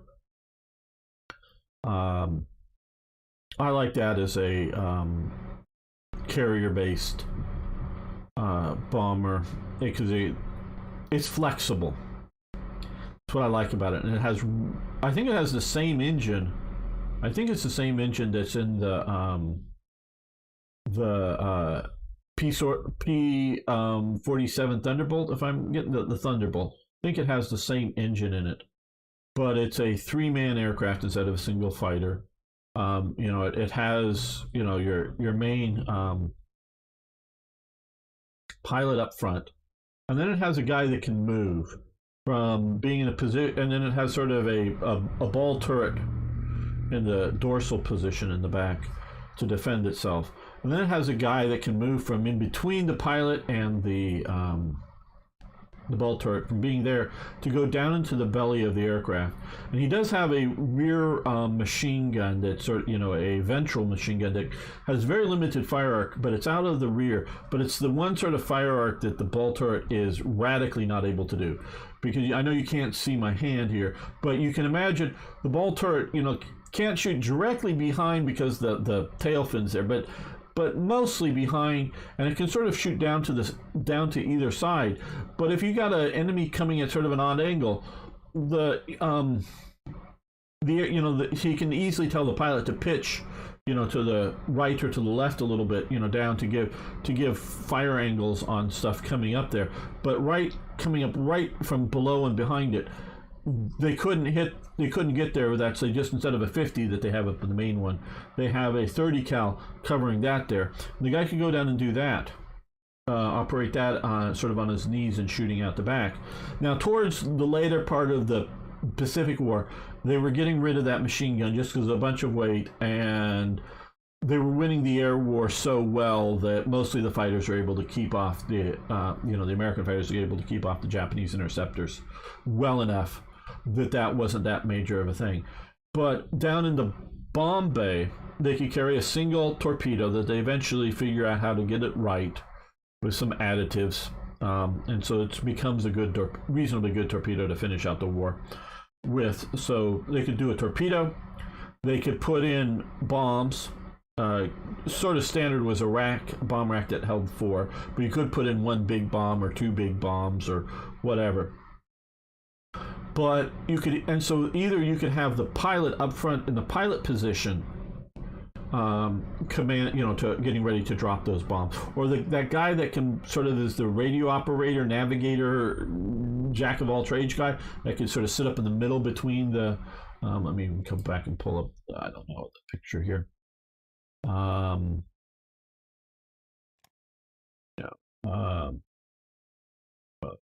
Bag. Here, okay, so you have the ball rear turret here. You have the pilot up here. You have that little windows and able to shoot right down here. This guy that sort of sits in between them and here, he can climb down into here or climb up into there. But when he's down in here, he can sit in his seat. And when you open the bomb bay down here, he can sight for bombing. He can sight and not have to worry about the pilot sighting. And they even have provision, though I think they were rarely, if ever, actually in combat, put in there. You can actually mount, there's a provision to mount a Norton bomb sight in here. And so whether you're using the Norton bomb sight or some other bomb sight, and he's sort of looking, his various bomb aiming devices look through the open doors of the bomber. So I think when it's mostly operating as a torpedo bomber, the pilot is doing the bombing. I think a lot of times the other guy is taking over and doing setting up the bombing from down inside the aircraft and looking out. So it's a really flexible, it's not going to, be a good fighter versus Zeros or whatever, but it's rather maneuverable for a bomber. And so it can carry 2,000 pounds of bombs. So, 4 500-pound bombs is sort of its standard loadout. So that's a pretty good loadout, even for going after, port targets and whatnot. Now let's go here. Armor.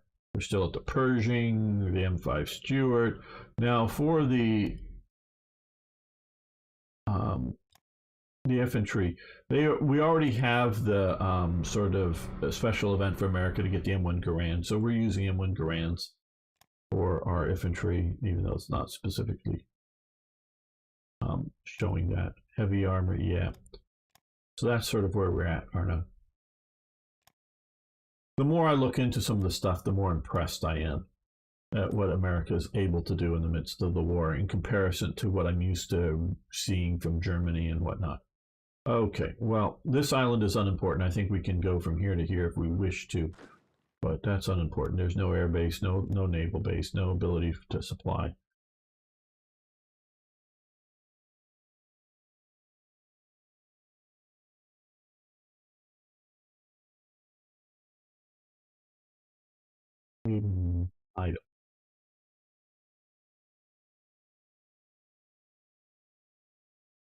I don't know where we should go next.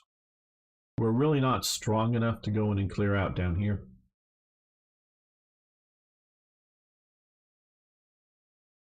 I don't know if we should go back for some of these islands here. I don't know if we should try the old. Now, Iwo Jima. Now, realize once they got Saipan and Guam here to be able to bomb Germany, I mean, not Japan, I don't know if our bombers would be able to reach from here to there. Well, let's. Yeah. So.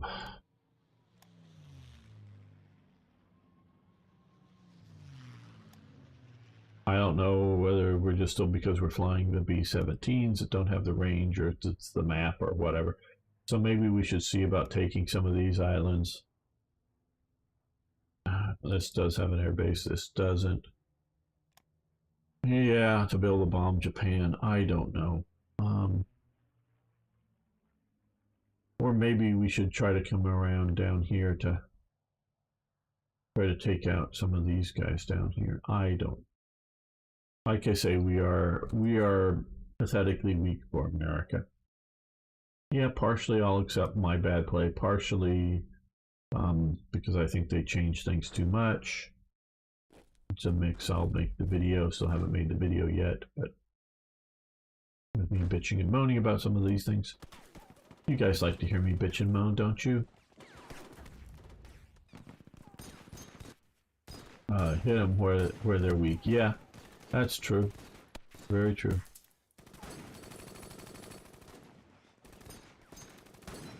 Okay, we lost a bunch of long-range submarines out here to a carrier and a light carrier and a couple of carrier air groups, it looks like. So yeah, they hit pretty hard.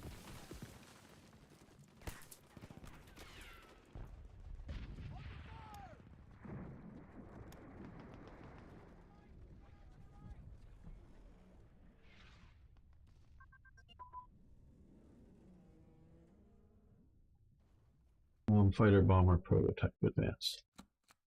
Fighter bomber type. That is here. Okay, we'll let that continue.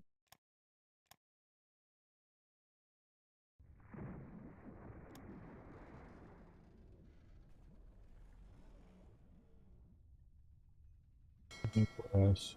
Okay. Read about any of these invasion forces? I don't think so. Okay, you guys. Naval strike in the area here. Oh, they're going after some destroyers already. Okay.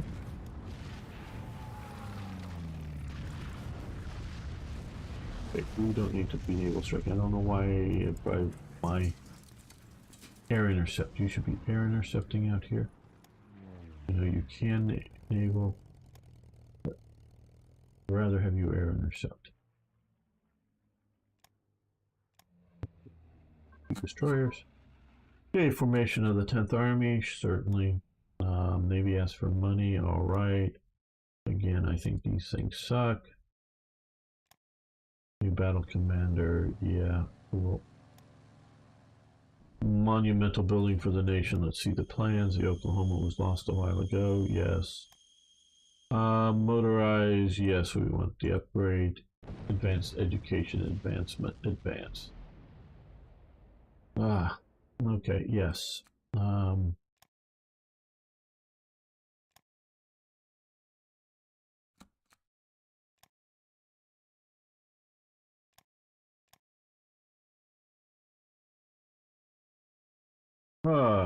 Okay, we have a bunch of buildings. What building do we want to build next? We could build. Okay. We have, okay, those are all major industries. We have Fear National Police Building. We have major movie studio. We have Imperial Seat of Government. We have Imperial War Ministry. We have Imperial University here, basically. Okay, so we could do Central Intelligence Headquarters, Palace of the Party, Palace of Justice, so that reduces ruling party support, Imperial Foreign Ministry, or Imperial Finance Ministry. Well, we don't need more money. I mean, yeah, but not really. Okay, for political power, okay, Democratic Party, social liberalism. Right, okay, so we have a lot of popularity, so that isn't a major factor at the moment. Meaning if we go for Palace of Justice, but I don't know that we need either more money or down on the revolt risk. Research efficiency, counter-espionage, or counter-espionage, ruling party support. I think Imperial Foreign Ministry is the best building to go for. So let's do that.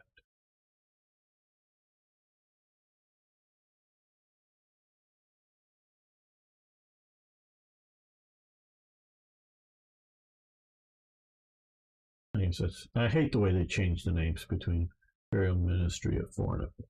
Okay. Build this, money, 1,000, yeah, we can afford the 1,000. Descent, yeah, okay, whatever. We'll go for that. Okay, are they doing a mod for Hoif 4? Okay, there's a different team doing the Black Ice mod for Hoif 4. Not the same people that do. It's the same name, both started by the same guy. He, well, not necessarily, well, the guy that was leading the Black Ice team leaves Black Ice over to Oh My God to start working on for Hearts of Iron 3, start working on Hearts of Iron 4, gets fed up with Hearts of Iron 4, has internet problems and other things, and never returns back to Hearts of Iron 3, doesn't continue with Hearts of Iron 4 modding. So a new team takes over where he left off on Hearts of Iron 4. Let's see, does the game allow the U.S. Navy to use its famous recently declassified floating dry docks port level 4? Only Bremerton could do more, as well as refueling. Only the U.S. had the ability. No, I don't think so. Well, okay, I don't think the floating dry docks. I do know about those. They do have the float. It had huge floating dry docks, at least one out in the Pacific, at least one. And like you say, they were rather secret. What it does have here, and these are some of what they've added. This was, I'm not sure the version, and sometimes I get chided by, oh my God, well, this has been in the game for 2 years, gamer.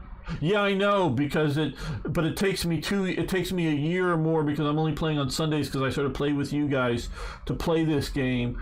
And so I'm playing it 4 hours a week or whatever, and yeah, it takes me 2 years to get through a game, so you may have gone through two or three major versions of Black Ice before I catch up to it. So it's new to me, even though it may be old to people who are constantly playing it. But they've created some, I would say, nice technologies that show up specialties of nation. Alpini troops here, I presume, for Italy, though it's fairly close. The Japanese long lance torpedo here, or what we call a long lance. The Tiger now. Assault rifles.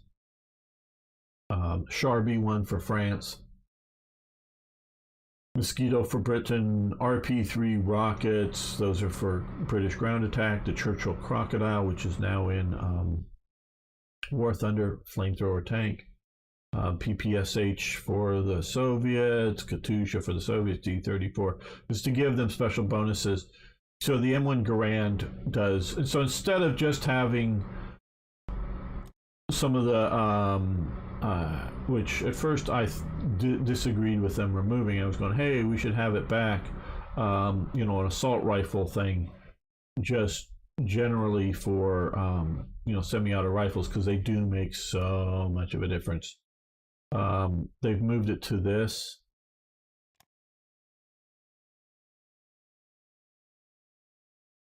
Now, the problem with this is,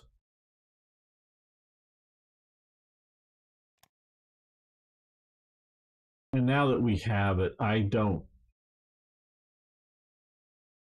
Okay, Germany comes up with a semi-auto rifle, the Gewehr 43. I mean, they do some earlier Gewehrs, but it's almost as nice as the M1 Garand. In some ways, a little better.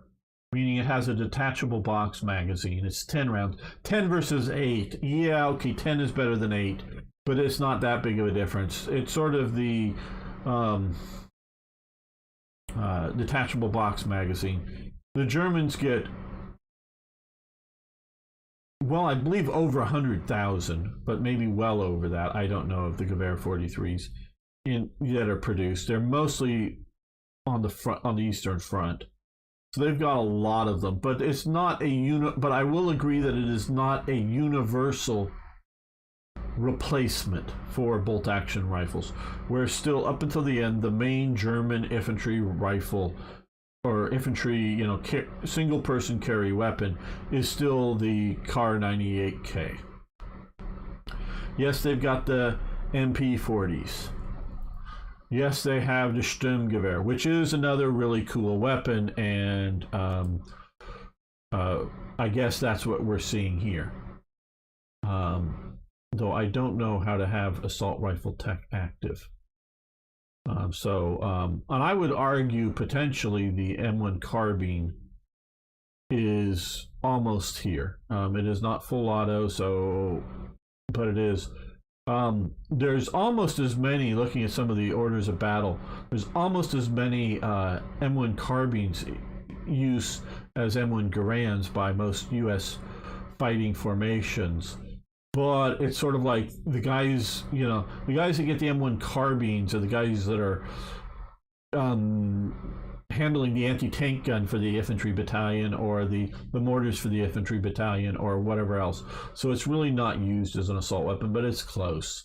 So yeah, M1 Garand sort of specialty. That is maybe okay specialty for Germany. So I could live with that. If Germany gets this sometime, but I could argue for even before 44. I could argue in 43 that they could activate this if they wanted to.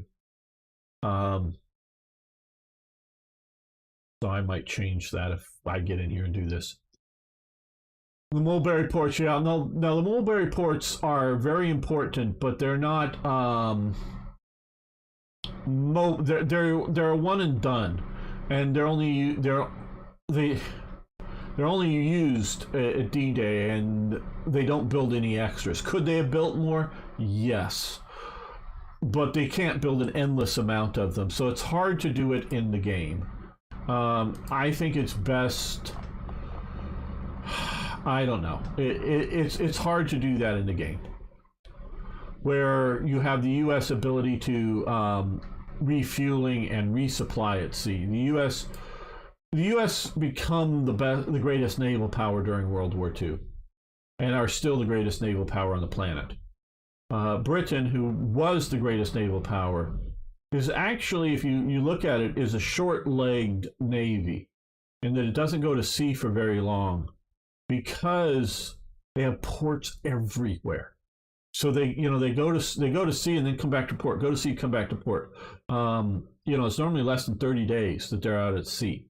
Where the Americans will go out for months and months and get refueled, resupplied with food, and be kept at sea for a long time.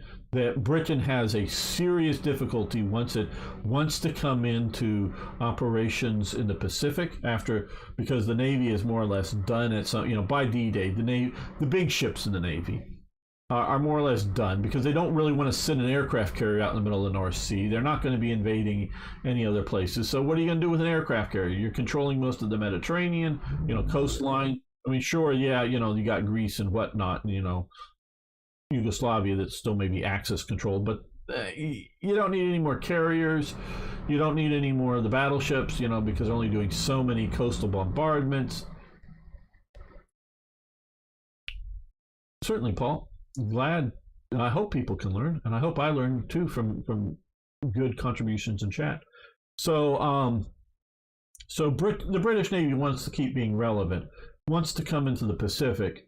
They ask for permission to come into the Pacific by because they are operating in the China, the CBI, the China, Burma, India theater. So they're operating down and around here, but they want to come out into the Pacific, for the glory of it, but also, hey, we've got all these weapons and ships, and we do want to end the war earlier. We do want to, of course, try to get places like, Singapore and Hong Kong back and have influence around the world. And there's strategic reasons, and, as well as altruistic, like in ending the war earlier, getting their people out of prison and war camps and whatnot.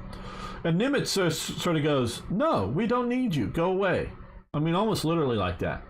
And I mean, not quite as rude. And so they appeal up to, I don't know if it quite goes to FDR, but they appeal up pretty high. And Nimitz is forced to take British units. Well, the British, not only do they have, and now you got to realize Commonwealth forces, Australian and some British, have been operating down, along MacArthur's push through here. But they want to get out into the, with the big boys out here. They have to learn and they just don't operate at sea long enough, because the distance from where they have to resupply at port to then get there, about half for their time, I forget how many days, but about half the time is just in transit, and then to operate here, then they have to start heading back. So they've got to learn how to resupply at sea, and by the end of the war they're starting to get that down to do it as well. But Britain is not sort of universally trained for at-sea resupply and set up for it. And so they're having to use, American, tankers that are coming alongside and bringing supplies, fuel over. The British are, need resupply, because they're resupplying gun ammo and other things like that. They're doing a lot of supply to keep them going. And it's difficult. And so Americans can do it. Can't do it like in the middle of a hurricane or a major storm. No. And the Pacific is a lot more calm than the Atlantic. That's why it's called the Pacific. The peaceful ocean. And so keeping that operation, America really takes over from Britain. And it's not just the collapse of the British Empire or the collapse of Britain because of the war that makes them the lesser naval power. It is really America and the Pacific War that just, between technology, between training levels, between skill level, not just levels of training, and by that I mean train all of the sailors how to do all these different functions like resupply, but also the skill levels of their command elements. And I don't mean just their admirals, but also mean their captains, but also their petty officers through their fleet is just really getting to be world class. And it's beyond what Japan can do. Japan's biggest Japan has multiple problems. One is educational levels. A lot of their sailors are not very well educated. So you hand them a manual on something and they'll stare at it, because not that they can't read basic Japanese writing necessarily, but they're not like high school educated. A lot of the sailors, they're sort of elementary or basic. I'm not saying they can't read and write. I don't know the literacy level, but it ain't as high as America.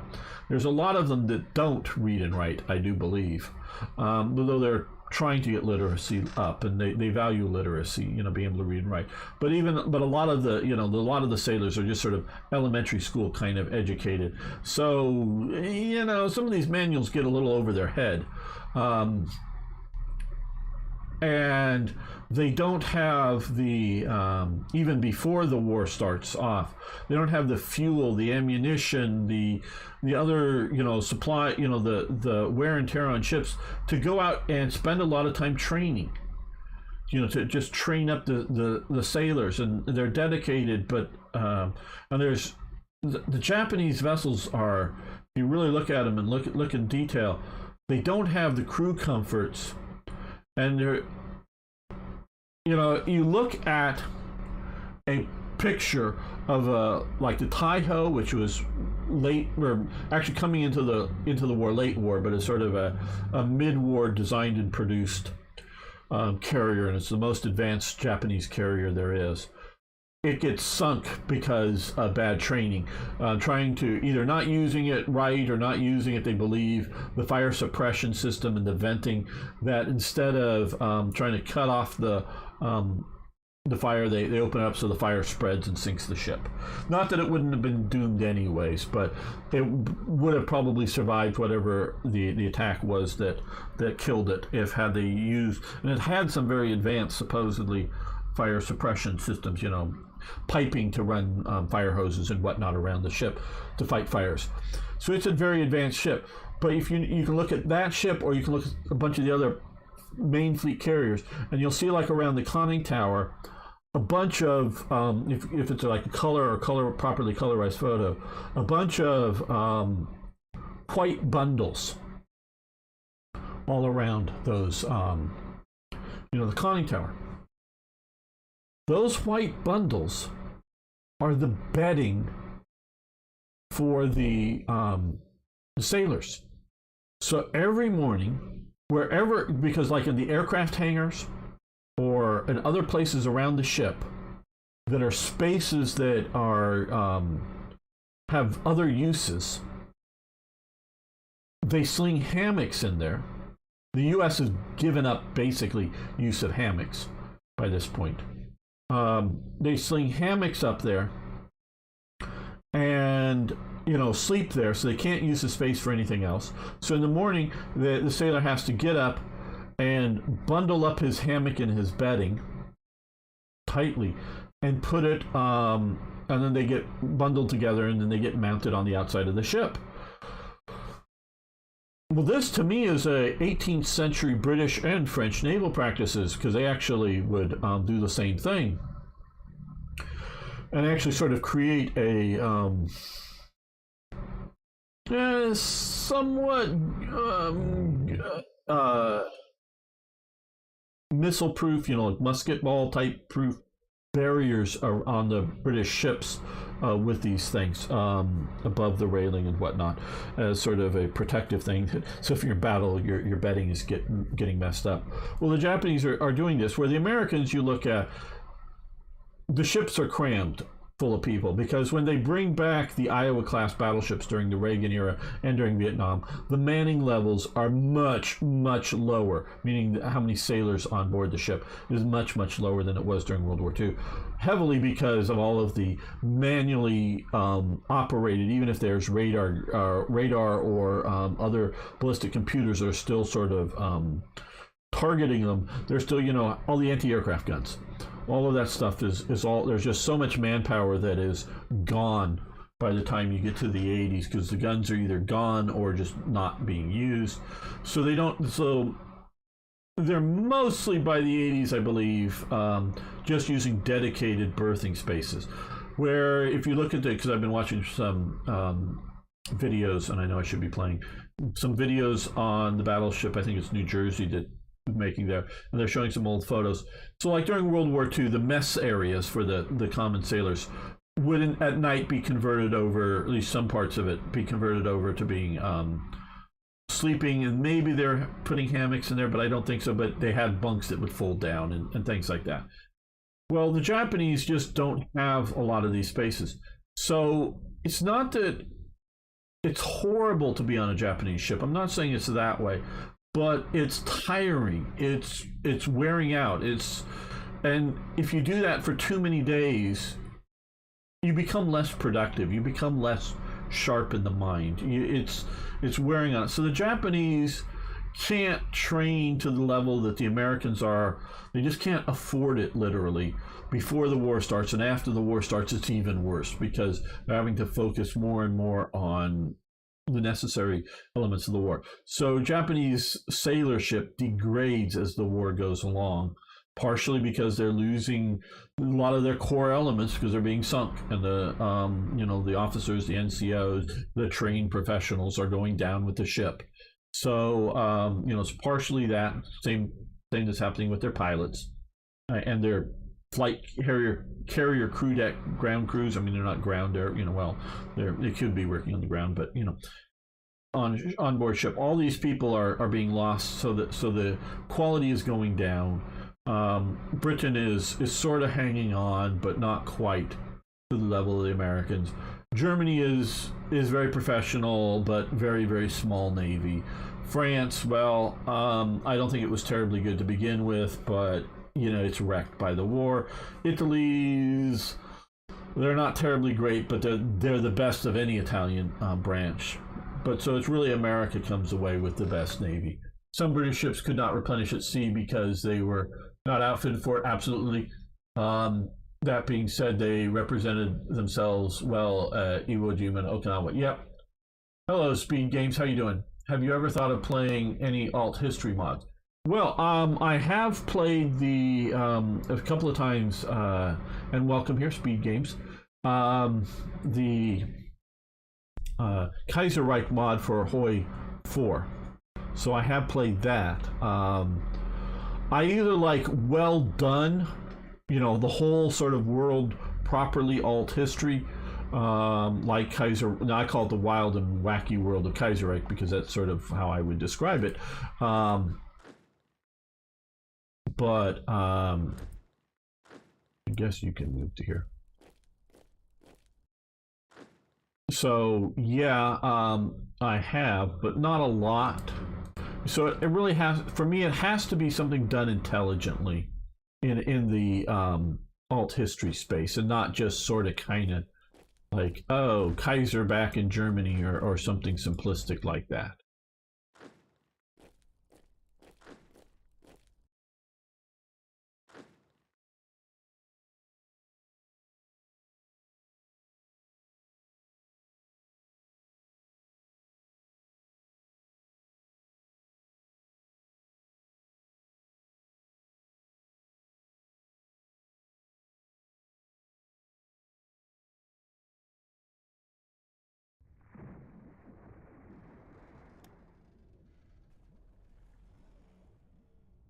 Okay, we lost 2 destroyers out here that were sort of sub-hunting off of the Atlantic coast. Okay, pause.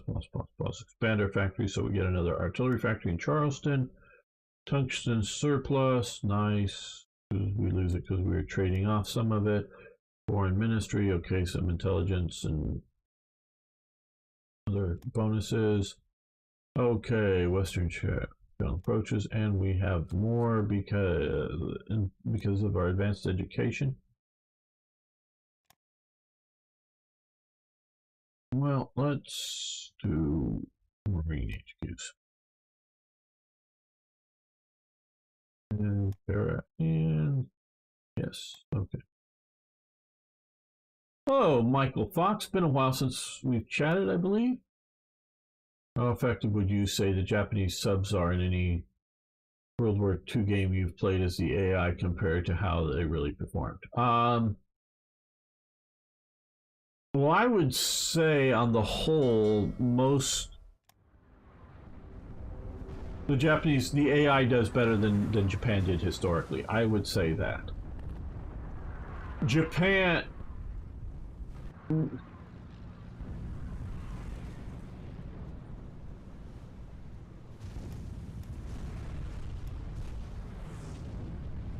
A lot of the naval officer class are descended from samurais. I think that's similar in the army. Now, a lot of the samurais that they're descended from are, at best would be sort of middle level management in Japanese society that at the time that they switched over. But honor is a very big thing.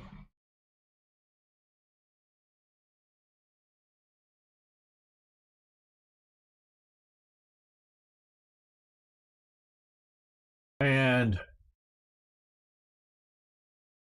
that's part of it. Also, Japan absorbs Alfred Thayer Mahan's book, the influence of sea power upon history, often just shortened to influence. So does, of course, the United States Navy, but they take different lessons from the book. Japan wants to use its submarines as a screening force an initial engagement force for fleet actions, because they believe,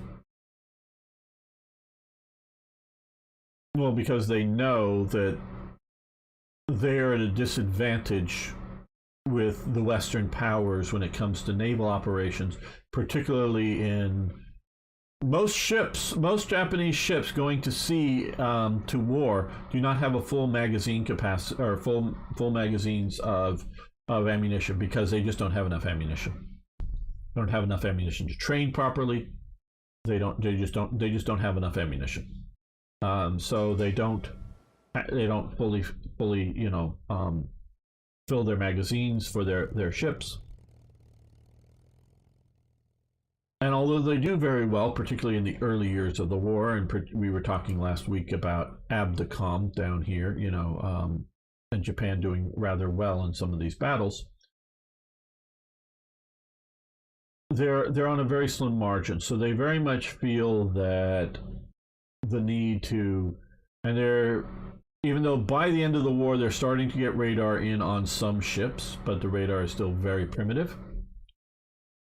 Where by the end of the war, most fleet submarines in the American service have radar on the submarines, both air search and surface search radar. Japan doesn't have radar, or it's very poor radar. So their navy is not set up to be a radar influenced navy. They don't rely upon it. It's sort of like a nice extra to have. Sure, it would be great, but it's not something in their doctrine that they're relying upon.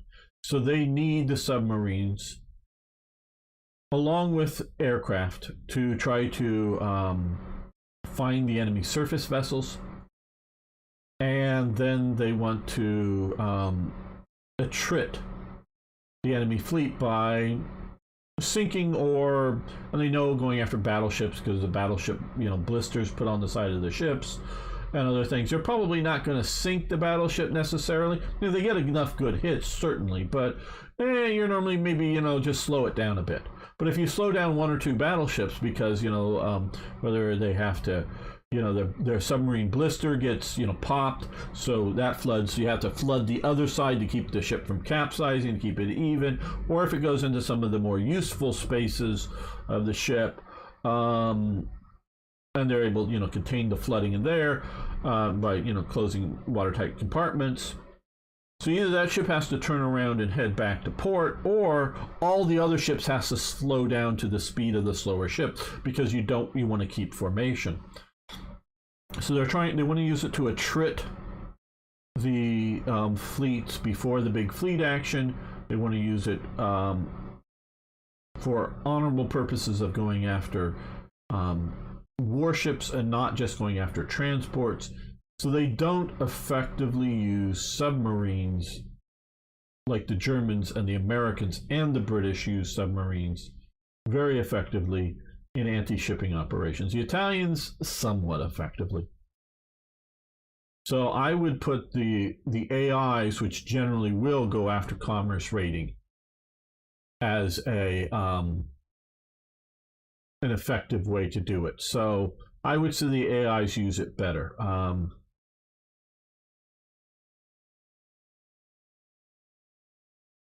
Let's see, what is speed gaming? That's my issue with reading a lot of alt history.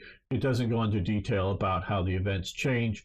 Oh yeah, and I don't know if you've watched, sometimes I'll go in and explain an alt history scenario, how whatever could happen, and you've got to know history well to start changing it and making it make sense.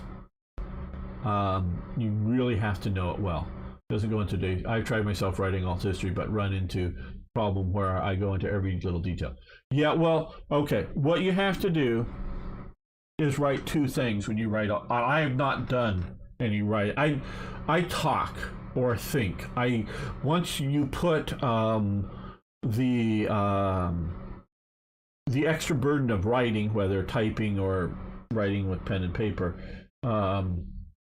I spend too much mental energy on things like spelling that I slow down my train of thought so it doesn't work well. So I should probably try to do some speech to text type stuff, then I could maybe do okay. But I really it really gets, things don't go well. I'm not saying they would go great otherwise, but however good they would have been that I can spin a story speaking or think it in my head, once I start to put the process of putting it on the paper or whatever, it really doesn't come out well. It gets a lot of well, okay, we'll get to naval. Okay, they're not necessarily World War I mentality, but you need to write two things. And this I've sort of learned from reading a little about David Weber. He is a science fiction author. And he also, if you've heard him speak, he knows World War II Navy stuff. Oh, so much better than I do. And particularly the Pacific War. And you hear him, and I can just, because I see him sitting there, talking about this stuff, rattling off facts and figures of the stuff so much better than you're hearing me do this, just off the top of his head. He knows it. He knows it well. He is an expert on the stuff, I would say.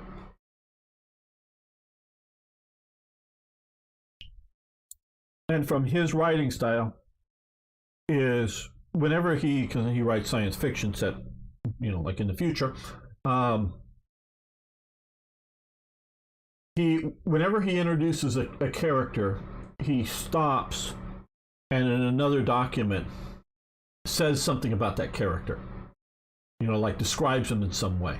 Not necessarily always physically, but starts describing to him. And then as he continues with that character and it attributes more things to it, he's constantly updating this other document. So the biography of that character or technologies of the science fiction world or whatever that he's working in, or the descriptions of the worlds that he's working in, he's constantly updating this secondary document that isn't for publication, because sort of like describing what Speed Games is describing. I hope everybody on YouTube out there is hitting the like button to boost the live stream.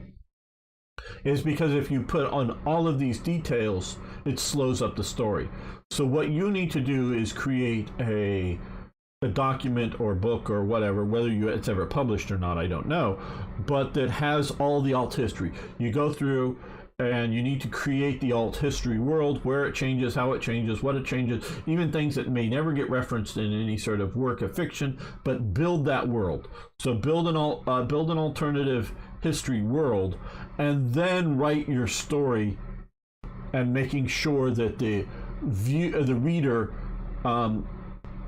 is experiencing the different alt history and coming onto it and understanding, and only giving them maybe side details, but enough to explain so things don't seem entirely out of place, but just explain just sort of enough to keep that story flowing. So have one that has all of your alt history details in it, that is, embellished and cool and all that stuff, but it would read like an encyclopedia or dry history book.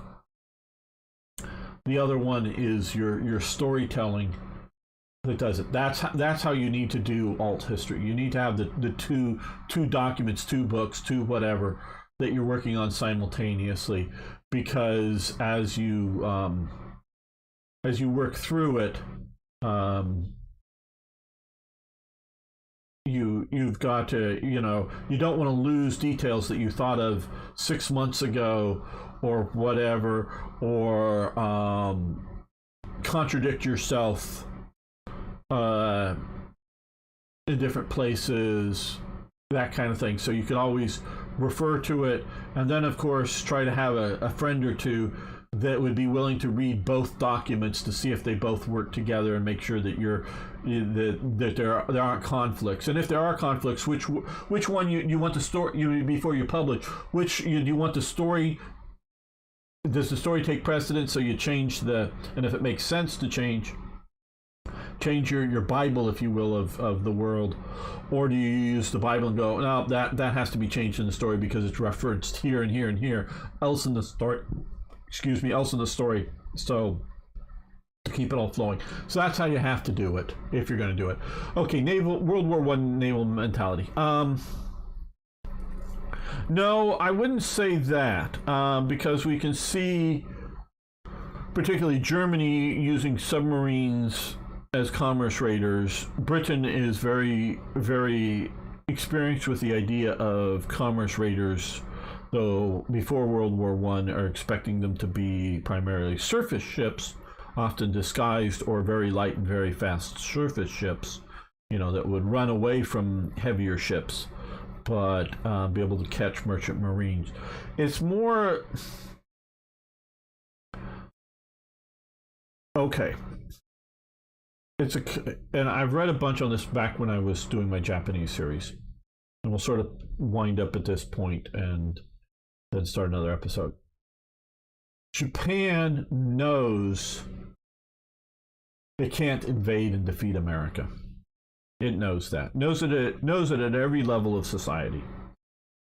But it also knows that it can't invade and defeat Russia. And whether you call it the Soviet Union, you call it Russia, I'm talking about this political, cultural group. It knows it can't defeat it. But it did defeat it here in the Straits of Tsushima in naval operations, and in what in essence is Russia's colonial empire, especially back in 1904 or whatnot, during the Russo-Japanese War. It's able to defeat forces out here. It takes Port Arthur. It's able to win out here on the extremities, but it knows it's not going to be able to march an army in and take Moscow. It has no conceivable thoughts. Even in World War II, pushing past something like Lake Baikal here is just off the table in reality. However much we might be able to do it in, and okay, yeah, maybe a little bit further or something. Now, if Germany's taken Moscow and Germany's, pushing deep, sure, the Soviet Union's collapsing and you're just sort of occupying territories, yes. But we're talking about military being able to push in against the foe that's capable of fighting. It knows it can't. So, combination of reading Alfred Thayer Mahan book Influence and its experience, Japan believes that if it can trigger a war, primarily with the U.S., but it also, whether it's France or Britain as well.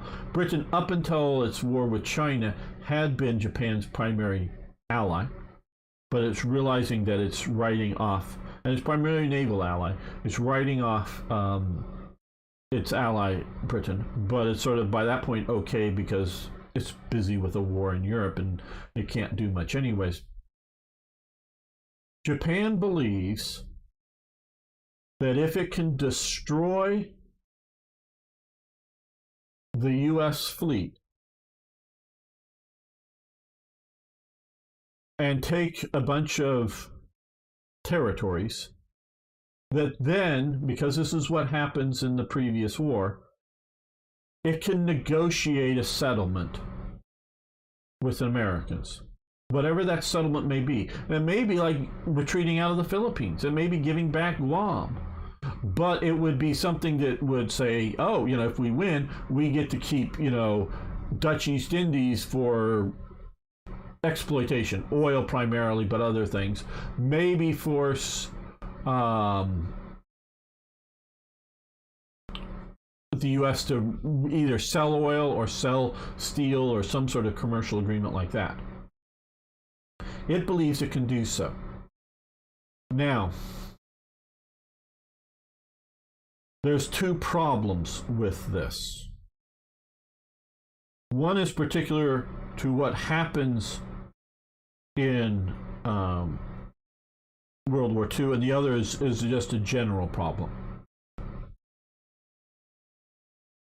What happens in World War II is the particular problem is it loses the war day one when it attacks Pearl Harbor because of the surprise element of the attack.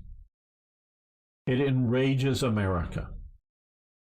I because I've known the World War II generation. They were my grandparents. I mean, both of my granddads did not fight in the war. Different reasons. I know I've explained them other times. Not going to go into them. Now, one of my granddad's brothers, who I didn't know, did fight and was a Marine in the war. But they were of the generation to be at war. It was one granddad had already been injured before the war. The other granddad was, I guess I'm explaining here. The other granddad was a bit older, had a family, had a small butcher shop that he owned.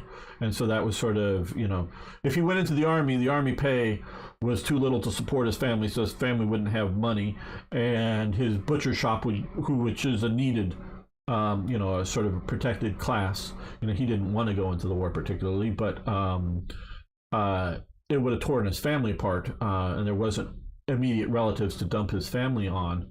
And he had 2 kids by the start of World War II. One of them being my father. So he does. My father is is like 4 or 5 years old by the end of the war. So he has vague memories as a child in America, but. So running a necessary, a sort of protected business, if you will, that's feeding the nation, being a butcher shop, so he's not drafted. And the other one had already had a physical injury before the war broke out that would make him 4F or unable to serve in the military, but he would have. Okay, Sun Temple Radio, thanks for being here. See you next time. So. But knowing these people, they're enraged at Japan, not like Nazis in Germany, but Japan, because of the way the attack on Pearl Harbor happens. The other thing, so that's enraged. I mean, now had they declared, and had it been for a day or 2, but even just one day on the headlines across America, Japan declares war against America, and then the attack happens in Pearl Harbor, that would have been a different animal. But that's not what happened. That's why Yamamoto, who already knows that war is not going to go well for Japan, and there's a very slim chance of being able to get a negotiated settlement, realizes what happens, because you got to understand, Yamamoto has traveled back and forth across America, studied at an American university, so he's met a bunch of Americans. Is a very good poker player, known to be a good poker player. But seen Detroit, seen the oil fields of Texas. So he's been all over America, not just stopped at a couple of places. He spent like a year or more in the United States, so he knows America. He knows that these people will be enraged by what happens at Pearl Harbor. But it's already too late. The other factor that Japan never factors in, this is America. For all intents and purposes in 1940s. This is America. They can't touch America. Literally cannot touch America. Oh, you got the I-400 class submarines that they make 2 or 3 of. I think there's just 2 of them, because there's one that's shorter that just has 2 airplanes or whatever. The big I-400s, they can go global. They have the ability to carry food and fuel to go global. And they can fly out here. They can launch, if there's 2 of them, they can launch 6 aircraft and go bomb something. And, maybe aircraft could escape back out to sea, get back on the subs, and the subs could go somewhere else and drop 6 more bombs, because the aircraft aren't very big. They're basically 1 bomb per aircraft. The one mission that they were really sort of getting ready for was to try to destroy one of the locks at Panama Canal, to shut the Panama Canal down. And that would have been, especially if that had been done in 1941, that would have been very, very useful for Japan at that point. But in 1945, when they're getting ready to go do it, no, that's too late. Even if the operation was a success, it's too late to materially change the outcome of the war. But this is America. This is where America's shipbuilding is happening at. Lots of America's aircraft industry. Now, yes, the aircraft industry is pretty heavy out here. And yes, Kaiser does, as the war gets going, build a bunch of shipbuilding factories out here and a bunch of other things out here. But they can't touch America. And America isn't Russia. My understanding is a lot of those ships that were sunk in the Straits of Tsushima that were Russian were actually built by Germany. The Russians do not have a massive industry ever. They're getting there by World War II, but they don't have a massive naval building supremacy. So that the population and the manufacturing can spam out fleets, not spam out vessels, spam out fleets. And so even if you have the big, even if like you declare war, we declare war on you, and then the next day outsails the Japanese fleet out here, and the American fleet, which is old and tired for the battleships and just a few carriers, that the Japanese maybe have a better fleet at that moment. Not what's being built, not what's coming in a year. They've already sort of started a lot of production, but what's sort of being built here. And that's also part of the timing is Japan realizes that America is upping its naval forces, and because it's all public information, so that it's going to be harder to defeat in late 1942. So it's sort of a window, and this is sort of part of people's problems that we have with China literally right now as I'm making this video, and whatever that fucking supposedly meeting that Xi and Biden have, and I think Xi is assessed that Biden is a non-entity, but still there are people behind him in the White House, but he may see it as his window that America may be at its weakest, though they do know the schedule of decommissioning U.S. vessels that will be at our weakest in 2027 before we start to build back up. Though I think they're maybe rethinking decommissioning some of these vessels early. Problems, but by 2030 or more, America is going to be much more navally armed up than it is now. So China may be not looking at some people are saying it's not whether China today thinks it's going to win now or not. It's looking at its window of possible winning, and this may be the biggest window it sees now. But I don't know. I don't think it's ready to invade. I'm not going to go into details here on that, but it's sort of some of this window element that Japan is facing. But even if they got the sort of, yeah, we're at war, and yeah, we're going to fight the U.S. Navy, and somewhere out in here, there's going to be a big naval battle. And if Japan can win, they'll then open negotiations. Or if Japan loses, they'll open negotiations for surrender, because all their fleets will be sunk. And it'll just be a matter of time. But even if that were to happen, America goes, huh? Oh, you mean our colony, in essence, in Hawaii is now in danger? Oh, you've taken our colony in Hawaii. Okay, that sort of pisses off a bit. Oh, your aircraft are striking at Douglas aircraft or whatever out here in LA area. Oh, this is troubling. Yeah. 2 years later, in comes this huge American fleet or fleets raging at them, and right behind them are more fleets being built, and so the strategic ability for Japan to fight America, it just isn't there. Now, when Japan sets up its alliance before 1900 with Britain, and it's partially why they fight Russia, because Britain is trying to contain Russia. Go back to the Crimean War. You can go back even to the Napoleonic Wars, when Russia sort of kind of says it inherits Malta, but Britain says nope.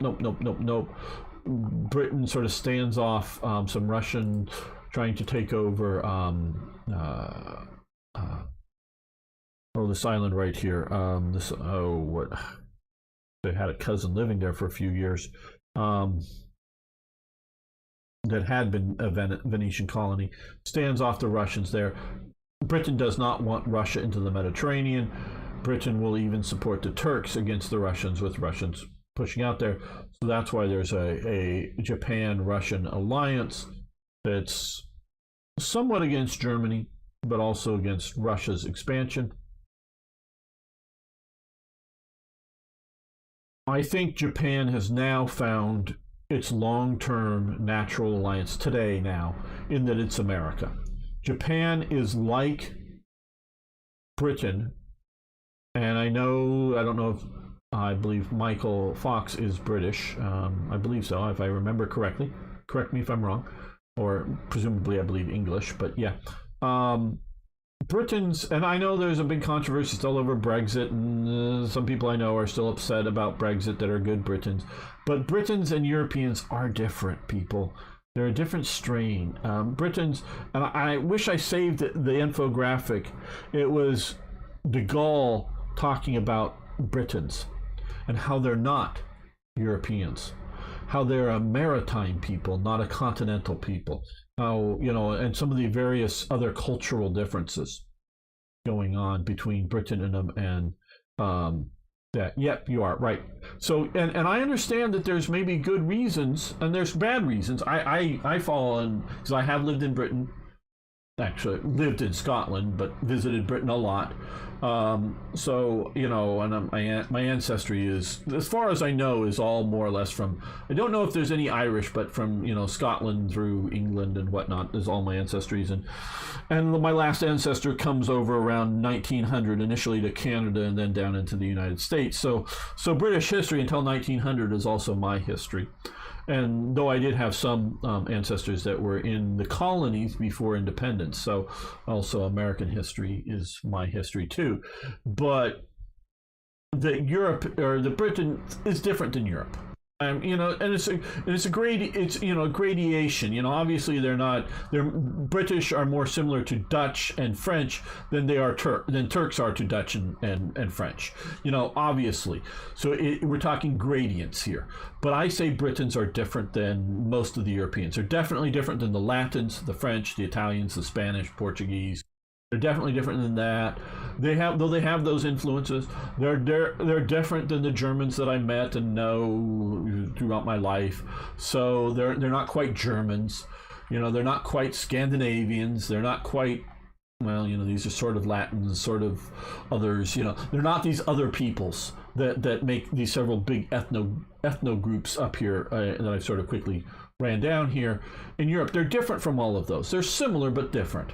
Well, that's the same, I would say, with Japan. Combination of isolation, defeating 2 attempts at Mongol invasions, where all of the rest of basically civilized. I don't know at the time, maybe because the Mongols sort of kind of control, I think, Vietnam. I don't know, but there are some sort of civilized empires maybe during that down here in Cambodia, Thailand, but much of civilized Asia, the Mongols conquer, except for Japan. Japan is able to stave that off. So they're different than the Chinese and the Koreans and the Vietnamese and the whatevers. They're different. They don't want to be dominated by the continent. Okay. So because of their lateness to modernity, they try to develop an empire, Korea, Taiwan.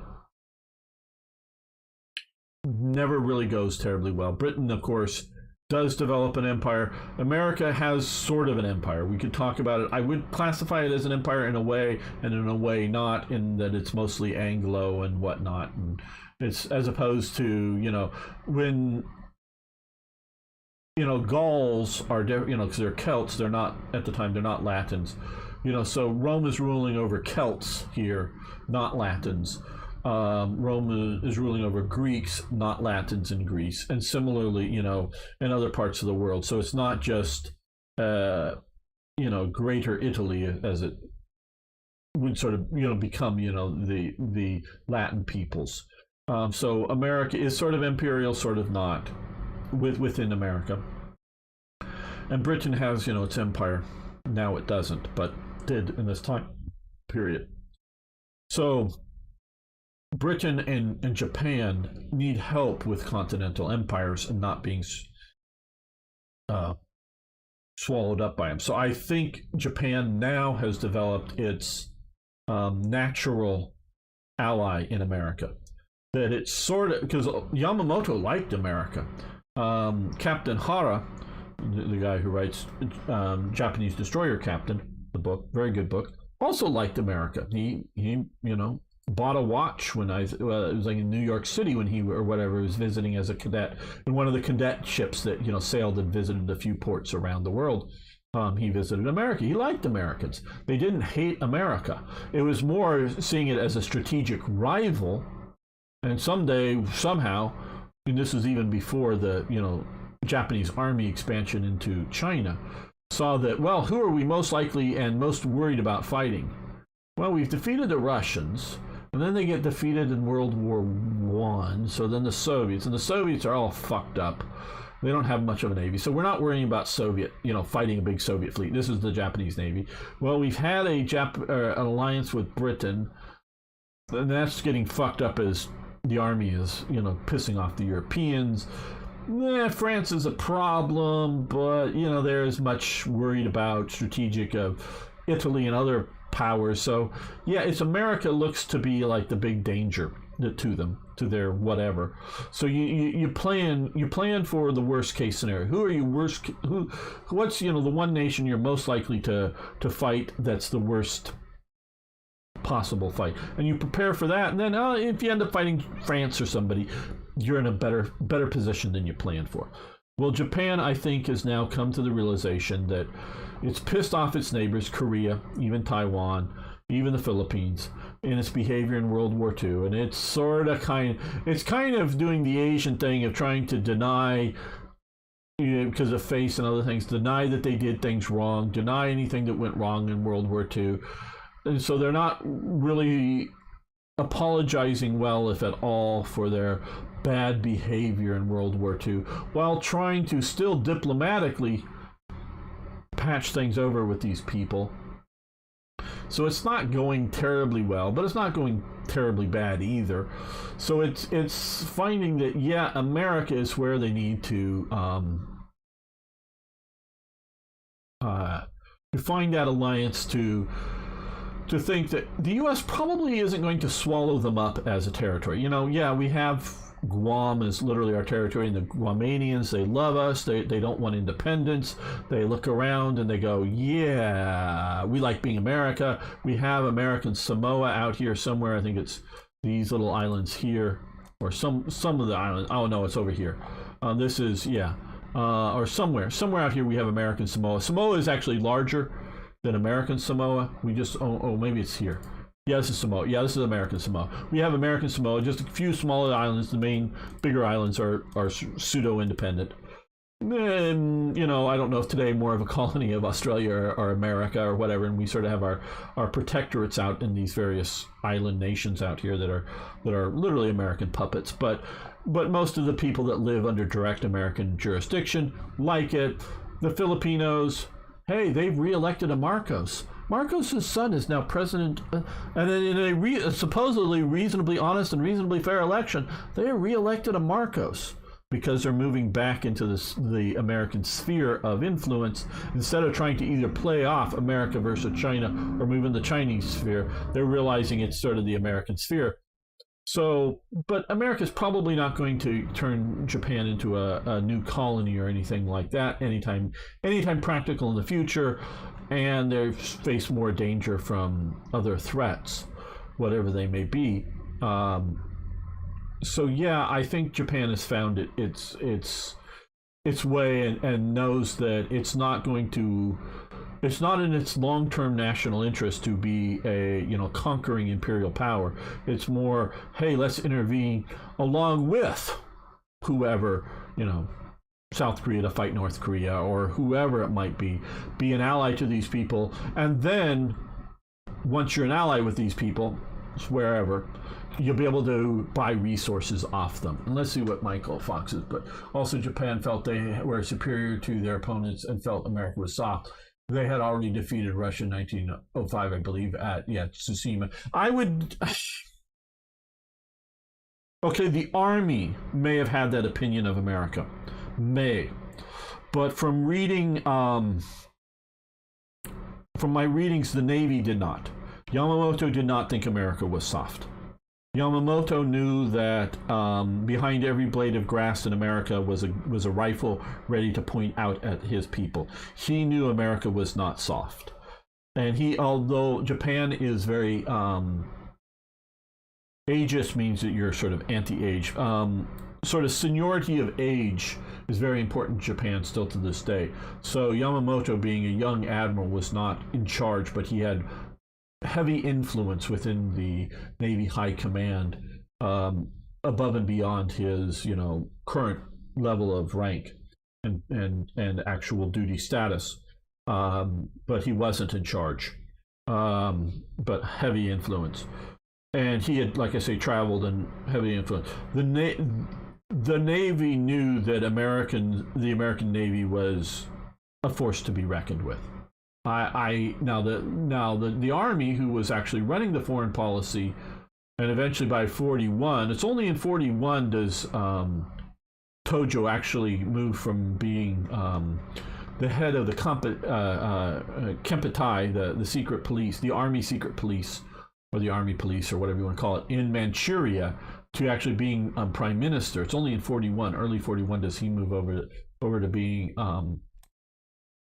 head of the Japanese government. And ends up, I think, with 3 positions in the cabinet. So he's really personally controlling.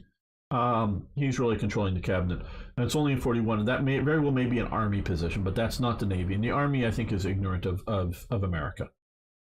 And damn right, we are an identity unto ourselves. There's the channel between us and the continent. Yeah, and and there's a different identity there, and however good. And so,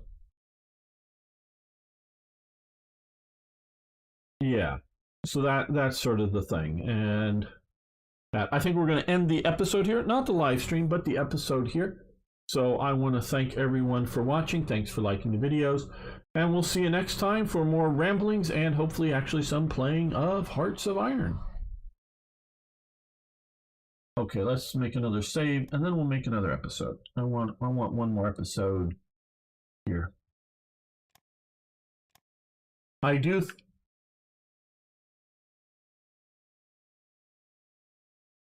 think history's starting again. I think things are going to get grim. I don't want them to get grim, but I think they are. Yeah, I guess I won't go into all that now, what I think is going to happen. Or what might not is going to happen, what might happen. There's a big difference. I'm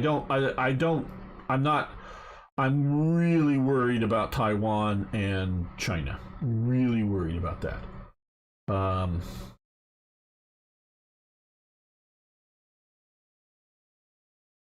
If we can hold out, if there's no war for Taiwan in the next 2 or 3 years, I think our allies in America is waking up to the threat, and we'll be much better prepared by that point. But if we don't do that, if China moves before then,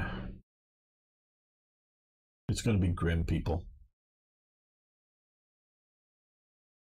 I mean, I may be streaming from the hills somewhere, moving out of LA area, and yeah, if it goes that bad. Well, okay, let's make another episode here. Welcome back, fellow armchair generals. This is Gamer 1745 here. We're playing as the United States. And we need to stop this attack. Okay, it's a major defeat. Yeah, I know, but we're getting there to be shattered. We're not getting enough supplies in. We're just not functioning well enough. But we're doing okay-ish here.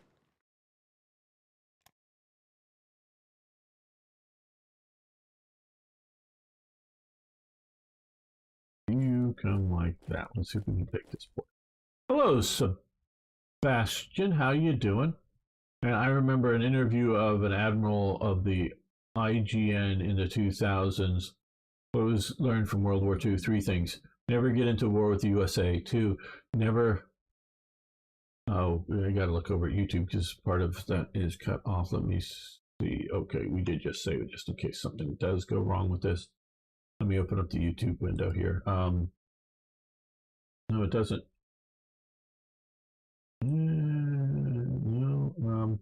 Did you get past? Can you redo number 3 there, Paul? I get 3 never and then a bunch of dots. If you could add to that, I would greatly appreciate it. If you could cut and paste it. Never get in a war with USA. Never get in a war. Oh, and probably never get in a war with USA. Yeah, yeah. But it's also I think they have learned that we make a good allies. We because of our democratic elements. We are not a democracy, people. The United States is not and has never been a democracy. We are a constitutional federal republic with democratic representative elements in it, most assuredly. But we have a constitution. We are a republic. It is not, democracies are majority rules. We need to have strong minority consent or overwhelming majority agreement on something to do major changes in our system. But because we can vacillate between political parties, sometimes we'll say, yeah, South Vietnam, yeah, we're leaving, but don't worry. If you shoot 100 rounds of, 105 millimeter ammunition or whatever, we'll replace another 100 rounds for you. So if you keep fighting the communists, we wish you the best. We've trained you up as best we could for however many years. We wish you the best. And we'll keep supplying ammunition for you. Well, 2 years later, North Vietnam invades, and the U.S. doesn't do anything. Oh, and also promised, well, we have carriers and airplanes. We can come and bomb invading forces. Yeah, no. Never go into the war with you. Okay, great, Paul. Yeah, I get it. And Afghanistan, we trained an army that was trained to fight under American, the umbrella of American air superiority. And I don't know, but I believe the idea was when Trump was going to withdraw, he was going to leave Bagram Air Base as American controlled. Yes, some troops patrolling the outside of Bagram Air Base, but withdrawing all other, because we had troops before, in Helmand province and places like that. We had troops around, but withdraw all of those, but leave American air support to support the Afghanis. Well, when Biden withdraws, one of the first places they leave is Bagram Air Base, and they're planning on doing the withdrawal from Kabul airport, which is not under American control. But then they also withdraw American air superiority. And I don't know why they decided to do all this from a group that supposedly wanted to continue to there, in which is still has troops in Iraq, in my understanding, and definitely has lots of troops still in Syria, but pulls out in such a way that Afghanistan collapses. So America can be a bit of an unreliable ally. And there are more reliable allies out there in the world. But I don't know of a more effective ally when they are doing what they're trying to do. If you have America as your ally, like right now in Ukraine, we are feeding Ukraine a lot of information, I think mostly from satellites. My understanding is we have people on the ground. I don't know whether they would be considered U.S. Army soldiers or former soldiers. I don't know what agency, the CIA or somebody else they may be working for, but I think they're holding the laptop and they're popping the laptop open and pointing, see, right here is an artillery battery. Right now, live, our satellite spots it. Oh, good, the Ukrainian says, and the Ukrainians go shoot the artillery piece of that. I don't think they're turning over the laptops that connect to our satellites that give real-time data to the Ukrainians. I think we have U.S., not advisors like in Vietnam, but U.S. people standing around with these things saying, yeah, here Ukrainians, here bad dudes. And, they're not spotting all of them everywhere all the time, but they're feeding this information to the Ukrainians. So, and we're feeding them huge amounts of money that go into, that the Ukrainians put into crypto, and then the crypto gets put into an investment firm thingy, and that gets stolen. And so but before it's stolen, all the money's given to Democratic politicians, or it gets stolen, and so and collapses. But or it's being used to buy American munitions. But so America is rather effective as an ally when there. So if you can get America as your ally and you can keep them supporting you, you're doing better than other places, because other places, either aren't going to, effectively support you, or depending on who and what it is, but are going to want to more directly control you. The U.S. wants a certain amount of control, but is more willing to, I think, allow a certain level of independence. That's my estimation of what's going on. Yes, we'll take the Ninth Army. Yes, we'll pay the bills. Yes, we want self-propelled, and assault concentration advances. That is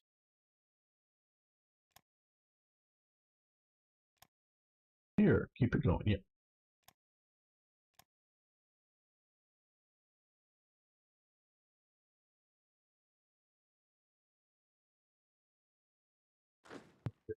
Here. For some reason I didn't schedule these guys to run. Yeah. Just go.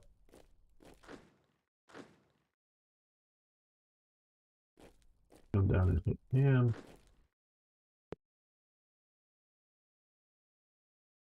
The only excuse America can ever have for providing its physical strength is that it is in the interest of humanity. Thomas Woodrow Wilson.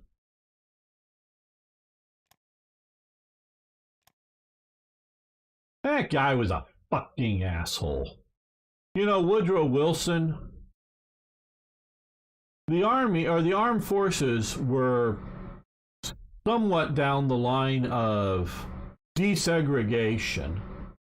He resegregates the Army and the Navy. No Air Force yet, but he resegregates those. He supports the Ku Klux Klan. He is the biggest leftist progressive. He does so much harm to the United States that we're still feeling its harm today. Woodrow Wilson was an evil, evil man. So, he was a bastard. And if you're putting Thomas in front of it and somebody else that I don't know who that is, but I just know him as Woodrow Wilson. So,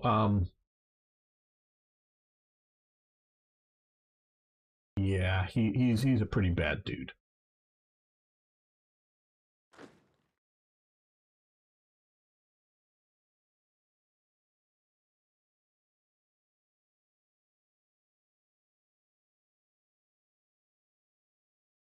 That's one of those use flowery,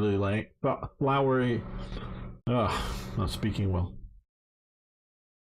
Flowery language to justify military action in in his progressive viewpoint. It's the same type of action that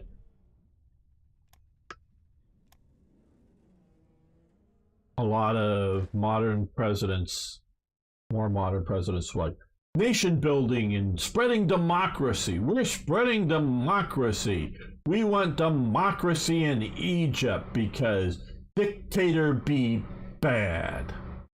Mubarak, be bad. Well, what are they going to vote for? Oh, they're going to vote in an Islamic fundamentalist state that it will, maybe every 4 years they'll still have a vote, but it'll be to like the Iranian parliament votes to execute thousands of people that were protesting, yeah, it'll be or hell, hey, yeah, the Germans vote in Hitler, so it's democracy, hooray! Yeah, well, what are the democratically elected government of Germany wants to do? Kill all the Jews. Well, fine, it's democracy. Fuck it. It's good governance that we should be after, and we should be after pro-Western governance. And these people, right and left, because this is both Bush and Clinton and Obama, they all believe that if we just present them with Western democracy, they're going to vote for moderate Western type peoples, because obviously that's the way history is going, and obviously that's the way most humanity believes in. Well, if you look around, most humanity, Africa, India, China, do not have Western democracy, do not believe in Western democracy or Western democratic values or Western civil or Western whatever. And so they'll happily go for the vote because they're all going to vote in some sort of wacky government, at least by my thinking is wacky government. And so they promote a democracy to the point that I'm sick of hearing about democracy because it's just supporting the evil dudes.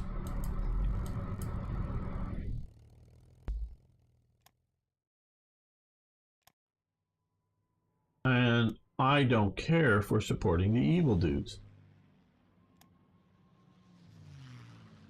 And that's what you get with these progressives, like Wilson.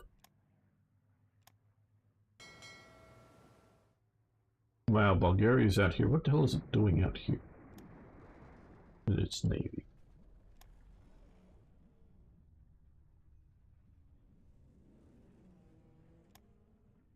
I'll take a pro-Western dictator any day over a democratically elected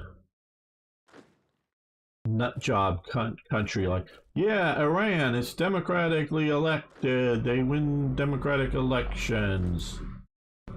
I don't care if they win democratic elections. The Iranian government is evil. Let's have the Shah back. He may not be the most, liberally minded person out in the world, fine, and he had prisons. I knew the guy who, I had some courses by the guy who ran the Shah's prisons years and years and years ago after he lost that job and fled to America. But, yeah, that's, so let's bring back the Shah and he can run his secret police and secret prisons and whatnot, fine, because he's going to be a hell of a lot better than anything that's going to democratically be elected in Iran. And so, yeah, this like democracy over sanity is just, Now, hey, if you do have a Western country that is stable, meaning democracy only works when the overwhelming majority of the population agree upon fundamentals, okay? If the population has massive disagreements, Spain, 1930s, democracy isn't going to work because enough of the people do not agree upon what the country is going to be like. So when you have a situation like that, doesn't mean you can't have voting, doesn't mean you can't have democratic representation within government, but you cannot have a majority rule because you'll have, say, theoretically, a majority of people in cities who believe one thing and a minority of people, but the majority in their region, of people out in the countryside, say, that produce the food, believe a different thing. And when the cities, because they're in the majority, want to impose their views on the people in the country, and you're going to get a conflict that the majority will claim, well, we are the majority. Most Spaniards believe in X, whatever X is. You know, the church shouldn't own land, or the church should be taxed, or the church should be banned, or whatever it might be. And they may be a majority of Spaniards, but they go, well, we like our local monastery and whatnot. We don't want them gone. We don't want them shot in the night. And so you get a conflict. Democracies don't work when you have huge conflicts over the basis of, of what's going on. Like in America, leading up to the American Civil War, we had a huge fundamental conflict over slavery. Not was it necessarily moral or right, but were we going to allow it in our country? And the only reason it worked as long as it did is we weren't a democracy, because we were a federal constitutional republic that allowed the states to do what they wanted to do. So some states democratically wanted to have slaves. Other states democratically didn't want to have slaves. And it's getting more and more an issue. And of course, slavery is bad and evil. We all know that. But and so we got into a conflict. We got into a civil war, and the Civil War was fought. And now we no longer have slaves, and we have, that decided. Okay, so long as the fundamental element, the more fundamental elements that the overwhelming, it's fine that there's 10% or less of some fringe out right, left, or however you want to describe it, because it's not always right or left. It could be urban versus city or whatever it is. So long as the fringes are just like a small minority that truly, want or don't want something, but it's you get 80 to 90% of the people agree upon basic fundamental elements of society. It's just they disagree over tax rates, or should we intervene in this country or that country or whatever. Then you can do democracy reasonably well. But when you have the idea, we'll get back to whether you could be equally said for Afghanistan, but for Iraq, when you have Kurds, you have Shias down here, you have Sunnis all through here, except for in one major huge neighborhood in Baghdad that are Shia. Then you don't have a fundamental agreement on what it is to be Iraqi. So that's why democracies don't always work. Greatest glory of the American Revolution was the inseparable union of principles of civil government and those of inseparable union of principles of civil government and those of Christianity. Yes, Sebastian, yes. The Founding Fathers believed in the principles of Christianity, I think, to a man. Some are described as deist, though if you look at Thomas Jefferson, who had a personally annotated Bible that he knew backwards and forwards because of the way he annotated it, meaning writing notes in the margin and trying to re-edit it down to other things, and they read other religious books. They weren't all, probably super religious, but they all believed in a God, I would say, the Founding Father group. And not just like the signers of the Constitution or the Declaration of Independence, but those founding members of society all agreed upon that, even though there were some Catholics and there were Protestants and different factions of Protestantism. And although they did not want to establish a church of Massachusetts, of the United States, of wherever, like you had the Church of England or Church of Scotland, they didn't want to establish a national religion.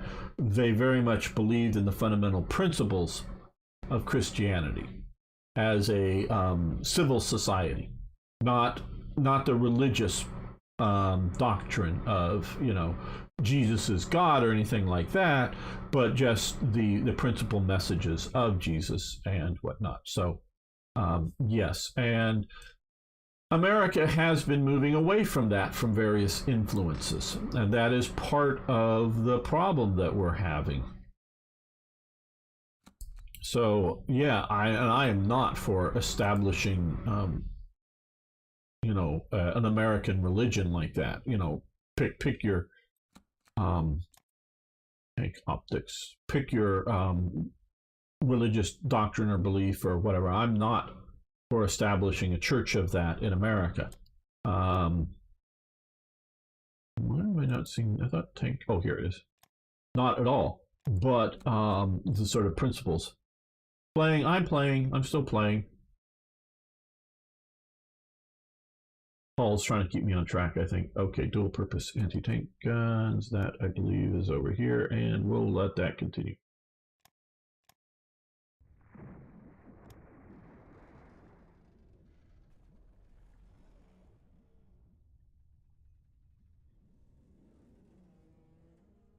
Okay, well, I think it's time to push here, because we're getting supplies blown into here.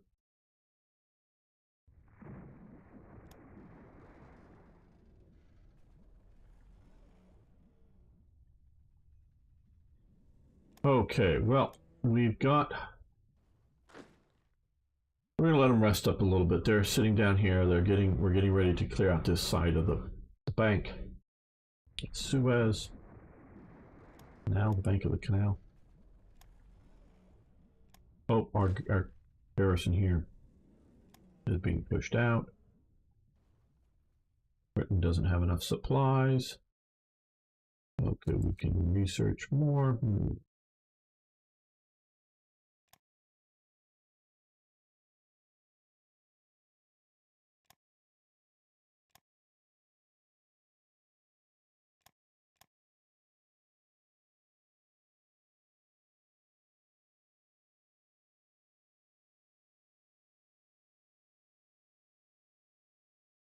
Hoping my fleets are being rebuilt well enough, or repaired, or however we want to say it. So I've sort of split them up a little bit in the ports so that they weren't overwhelming the port capacity. Gold mining good, 1400. Okay, yeah, we're getting a little lowish.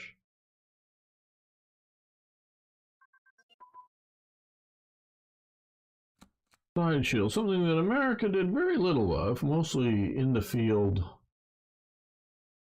kind of thing. Germany did a lot, of course. And whatnot.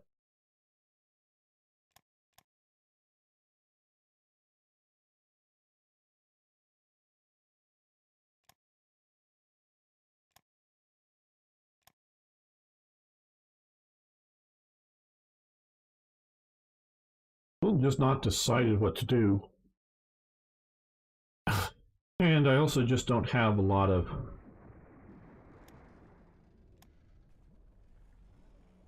more army. Okay, we got these guys coming. Those guys coming. Those guys are also these. Okay, these units are all scheduled to go to the Pacific by their nature. They're sort of non-supply, using slow divisions, invasion division. That looking to go to Europe. So yeah, and we're building up fuel stations. God, I don't.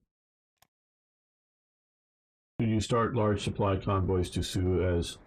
Yeah, as soon as for the Battle of Saipan and Tinian, as soon as I can only send supplies to an American-controlled port. So I cannot send supplies to British-controlled ports.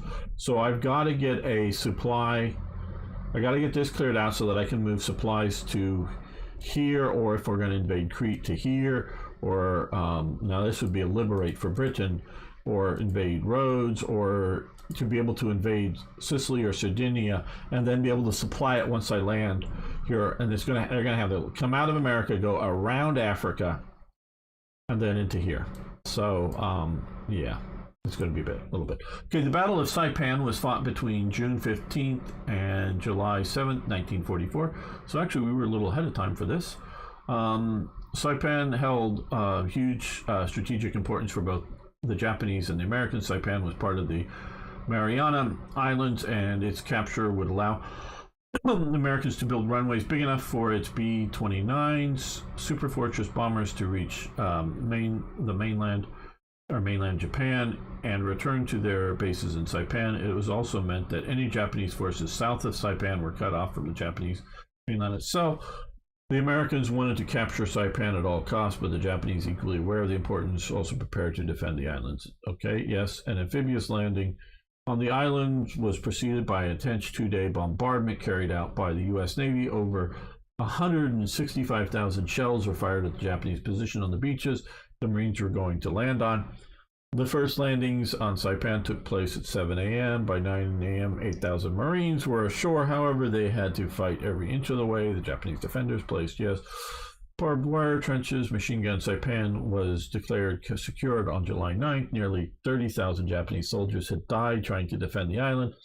3,000 Americans were killed, with 13,000 wounded.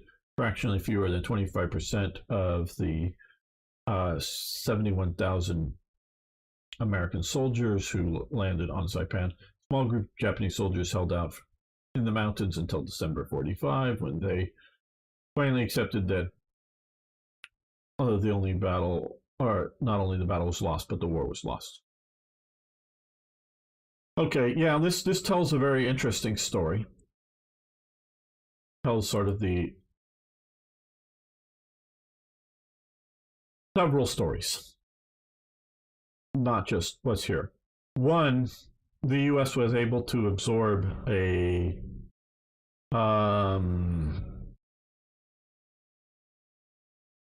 50% casualty rate if you take wounded, not just dead, but wounded, because we have 13,000 wounded out of.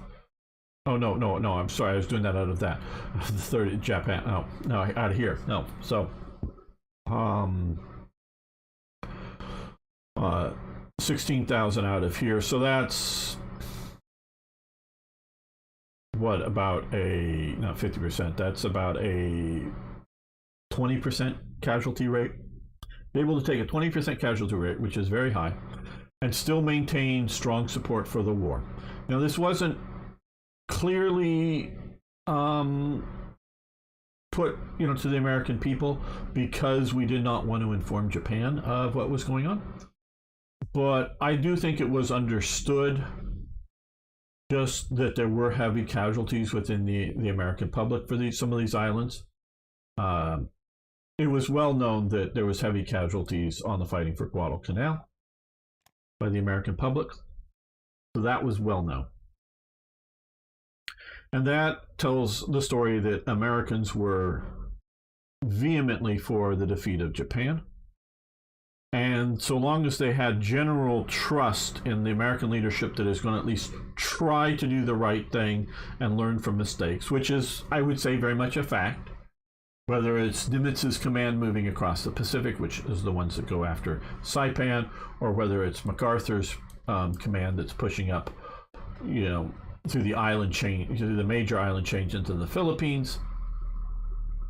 That both of these commanders are not that they don't make mistakes, not that they don't, invade the wrong beach and get a bunch of soldiers killed up or something, sort of like D-Day, but not that there aren't mistakes and lives are lost, but that it's overall generally a competent command that is doing the best that's practical to be done.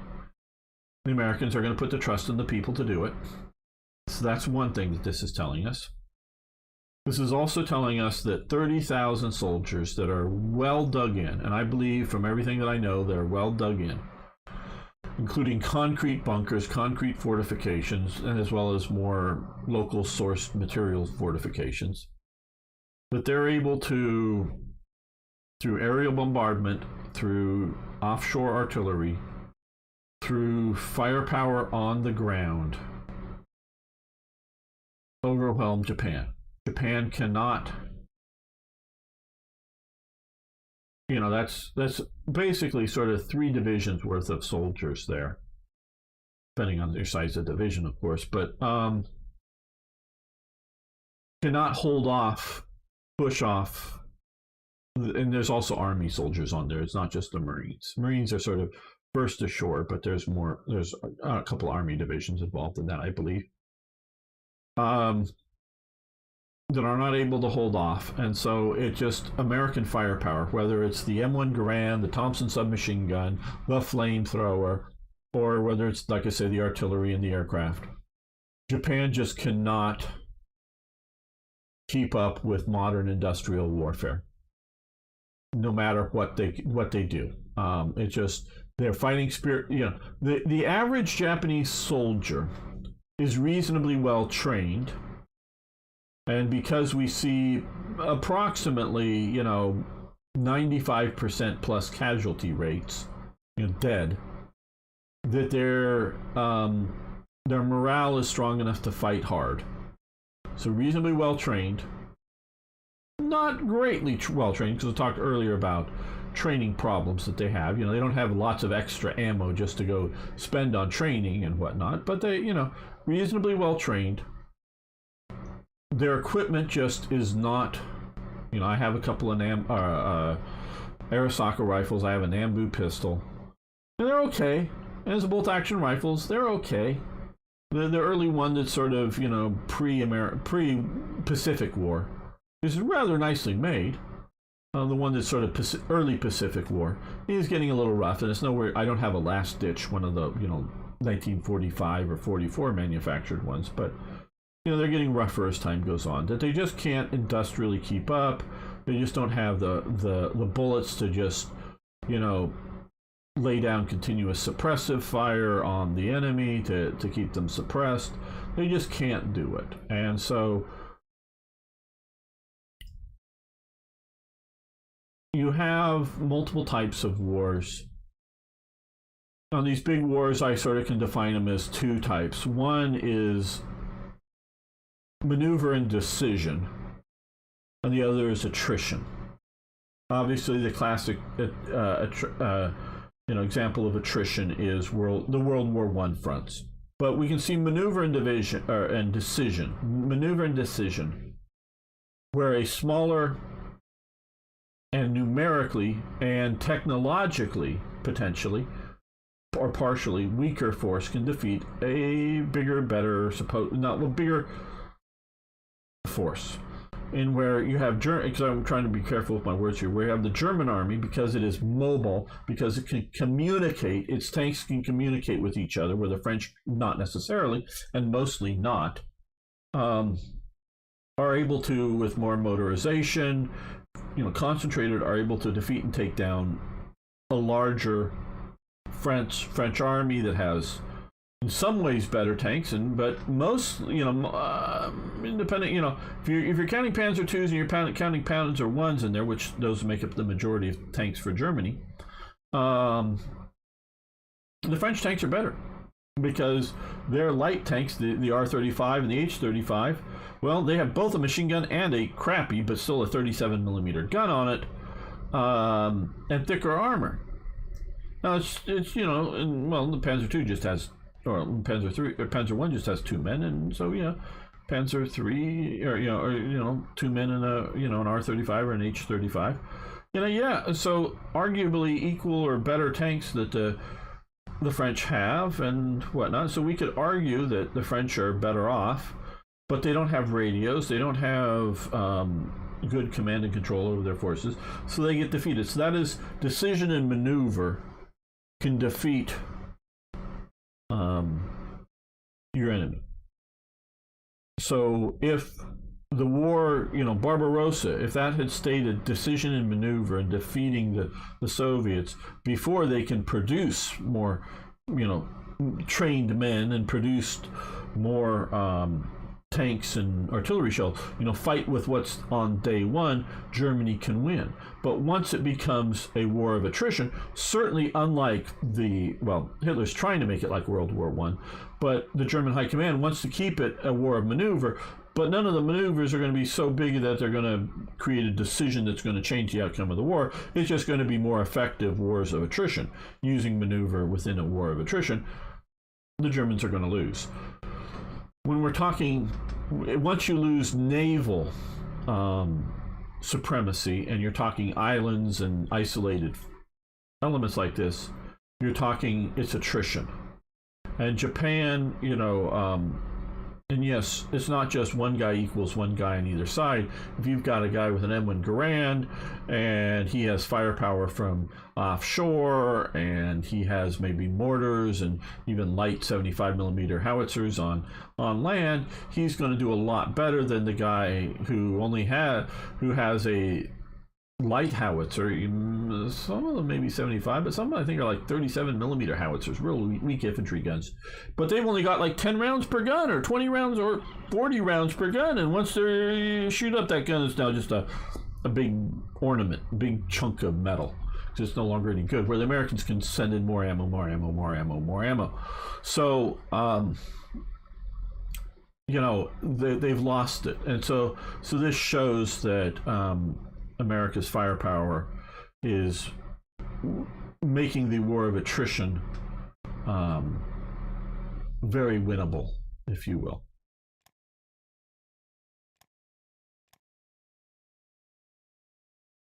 And whoa, hello, OCB. Nuclear weapons turn the great power war into collective suicide, making pursuit of world supremacy by military means impossible. I entirely disagree with you there, Sebastian. I entirely disagree with that.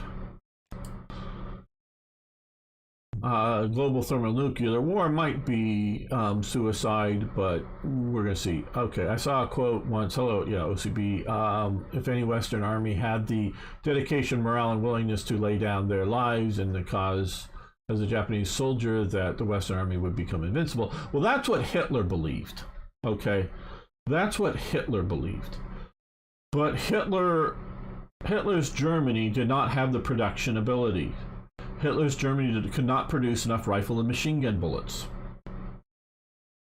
So that's a major Western power. Hitler believed that. Hitler's wrong. Firepower wins. Production is essential for firepower.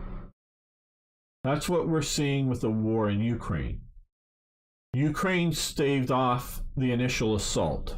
Ukraine would have been collapsed by now, entirely collapsed by now, had it not been a continuous pouring in of munitions into Ukraine. And currently, especially in the high-tech area, but currently either taking old munitions, and not so much like the Soviets, or sorry, I said Soviets because I was sort of getting rid of it. The Russians are still, sometimes are breaking out World War II dated ammunition for this war in Ukraine, or so video and screenshots seem to show, or at least 1950s ammo. Now realize we may be still dropping Vietnam era made bombs that we put, and we definitely were back in the second invasion of Iraq, and we may still have a bunch of them, that we put smart bomb caps onto the nose of these bombs that we're dropping, but they were made during the Vietnam era. So yes, that was obviously in the 2000s. I don't know if we still have a back storage of these or not. I just don't know. But we were definitely in the two invasions of Afghanistan still using these weapons. So yeah, we have stockpiles of stored weapons from long ago that we're still using.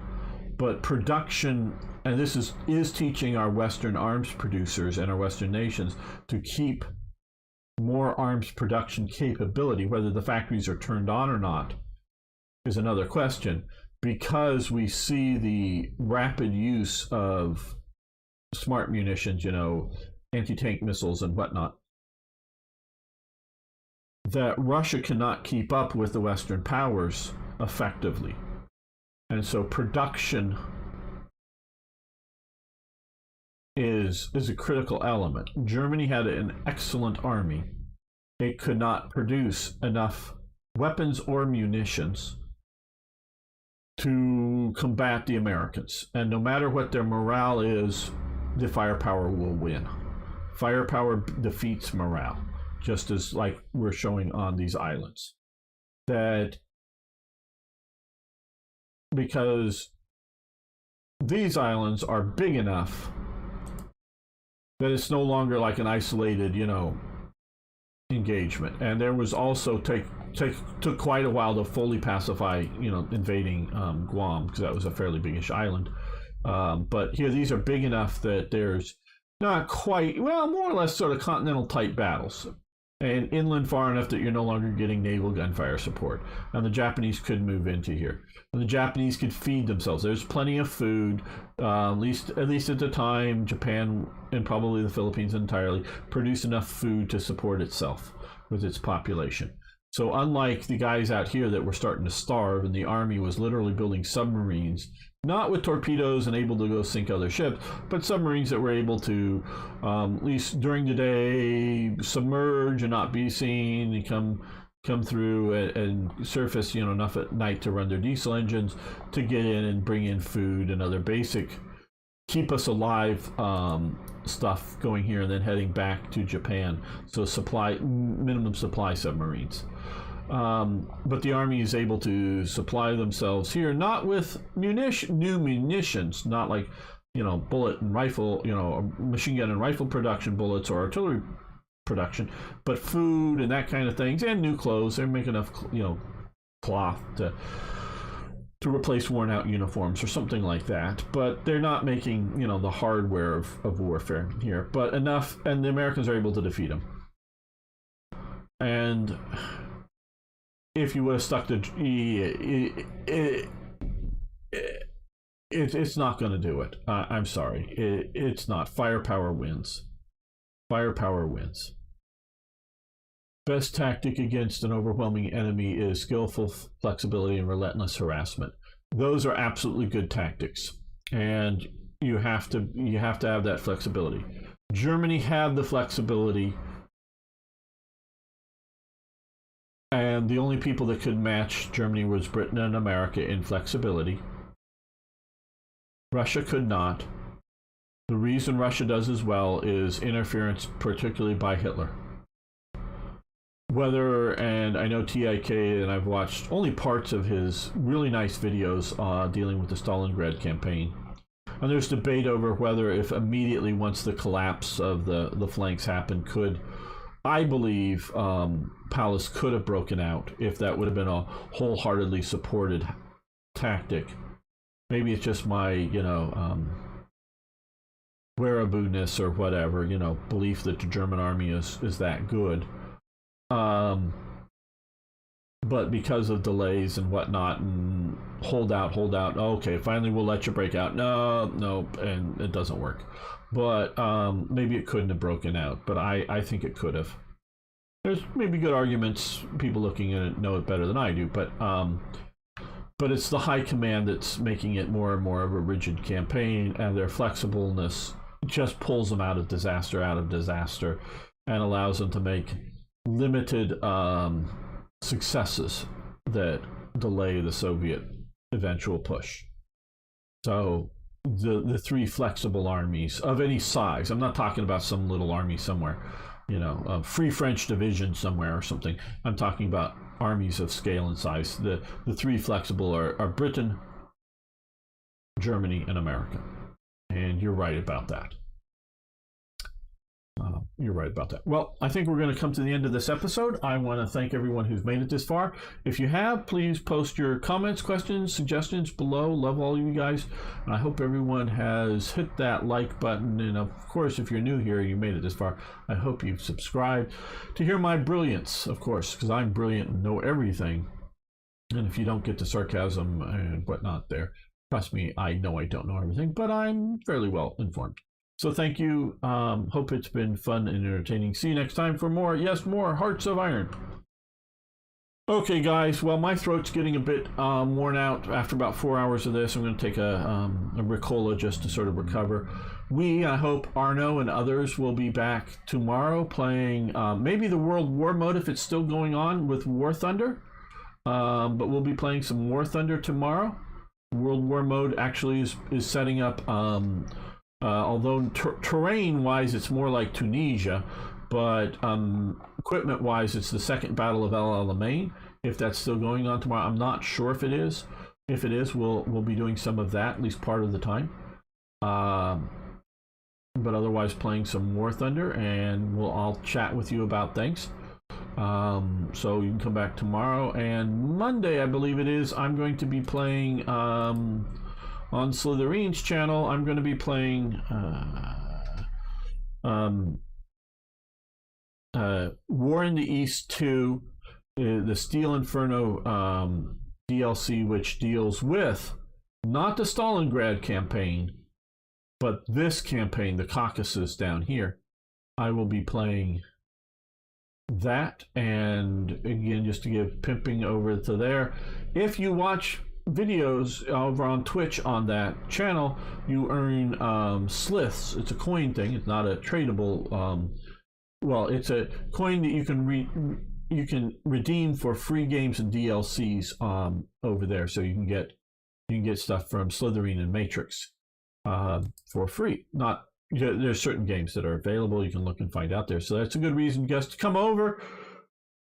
Follow the channel over there, and when Ayers, one of the other streamers, comes live over there, turn on follow us, and you can minimize the screen and turn the audio off. So even if you don't want to pay attention to us and don't like the game, you can still earn free games. So that would be a reason, even if you're watching this, some other time, reason to come over and watch us over there. And of course, I'd like to hear from you if you do. So thanks, everyone. I will see you hopefully tomorrow or some other time in the future. Thanks, everybody. See you next time.